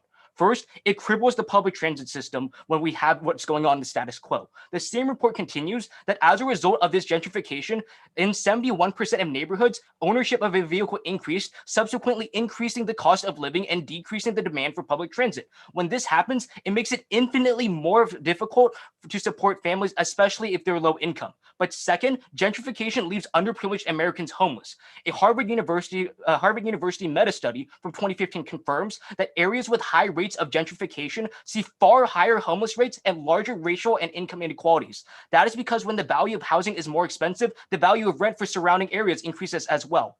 As a congressman from San Francisco, it pains me every time I look at housing borders and see my constituents on the border of despair. Let's learn from the Statue of Liberty and pass the statute for liberty. Thank you, Representative, for that speech of 3 minutes and 2 seconds. I now call upon our final 2 blocks of questioning. Questioners, please raise your placards. Representative Grabowski. Hey, Representative, great speech. This bill is designed to incentivize states. What happens to states who do not reply to this incentive? Right. I mean, there's no enforcement mechanism that just says you can't, but I do believe that limiting gentrification is the best thing that this Congress can do. So if states don't want to implement this policy, they're not going to receive $1 million in grants. Do you think that not receiving $1 million in grants is really going to be able to motivate states who fully don't want to implement this policy? Okay, first of all, there's no real reason not to want to implement a policy. And second, of course, like, why wouldn't I take $1 million if it's an option? Thank you, Representatives. Representative Srivatsa. What's the current amount of grant funding that, community developments get? I don't have that number for you. Right. So every year we allocate over $3.4 billion. So if a state doesn't comply, they only get fined $1 million, right? Isn't that super insignificant in the scheme of things? Right. Okay. So I don't think that this debate should revolve around whether or not states want to implement it. I think it should be more about the effects. So how do any of the impacts stand if states aren't going to implement the bill? Right. Okay. So what I'm basically saying is that when we pass this bill, we see a large plethora of impacts, but when the Thank you, Representatives. Question time has elapsed. Representative Allen, is that a motion? Yes, seeing as everyone has now spoken twice and we've almost reached our hard stop, I move to the previous question. Is there a second? Are there any opposed to this motion? Seeing none, we'll move to the previous question. All those in favor of passing the single-family zoning legislation, please raise your placards at this time. I count 1, 2, 3, 4, 5, 6, 7. All those in favor of defeating this legislation? I count 1, 2, 3. Are there any abstentions? There should be 2. On a vote of 7 to 3 to 2, this legislation does pass. My congratulations, Representative O'Shea. Representative Canta, is that a motion? Motion to adjourn. Is there a second? Seeing as we've reached our hard stop, I'm just going to unilaterally pass that motion, and I'm going to do quick orders of the day before handing it off to the parley. So thank you all again for electing me to be your first semifinals presiding officer. Despite some chamber and tech hiccups, we were able to get through 24 speeches and 60 questions, with everyone getting at least 2 speeches. A final reminder to the judges and parley that I'm also a competitor, so if you think I'm deserving, feel free to rank me alongside all these other amazing debaters. Thanks again, enjoy your lunch, and I'll hand it off to the parley now. Thank you, everyone. Wonderful spirited debate. We first, for both presiding officers, did you have a chance to fill out that form? Wonderful. Also, I have nothing more to say at this time other than we return at 2:30 unless there's been a change. 2:30? Return at 2:30 for a start time of 3. Make sure you get a bite to eat and rest up. Thank you so much to the judges and the PO for making the round possible. Have a really fun 12-minute lunch, guys. Woo! Thank you, guys. Working lunch. Oh, was it 2:30 Eastern? No, I'm sorry. We're in Central Time. Central. Okay, just making sure. Okay, that comment just confused me really quick. Thank you. I'm so sorry. I should have said Central. Yes. Any problems this round or anything? Not at all. Okay. All right. Well, I will check back in with you at 2:30. Sounds great. Thank you. Thank you.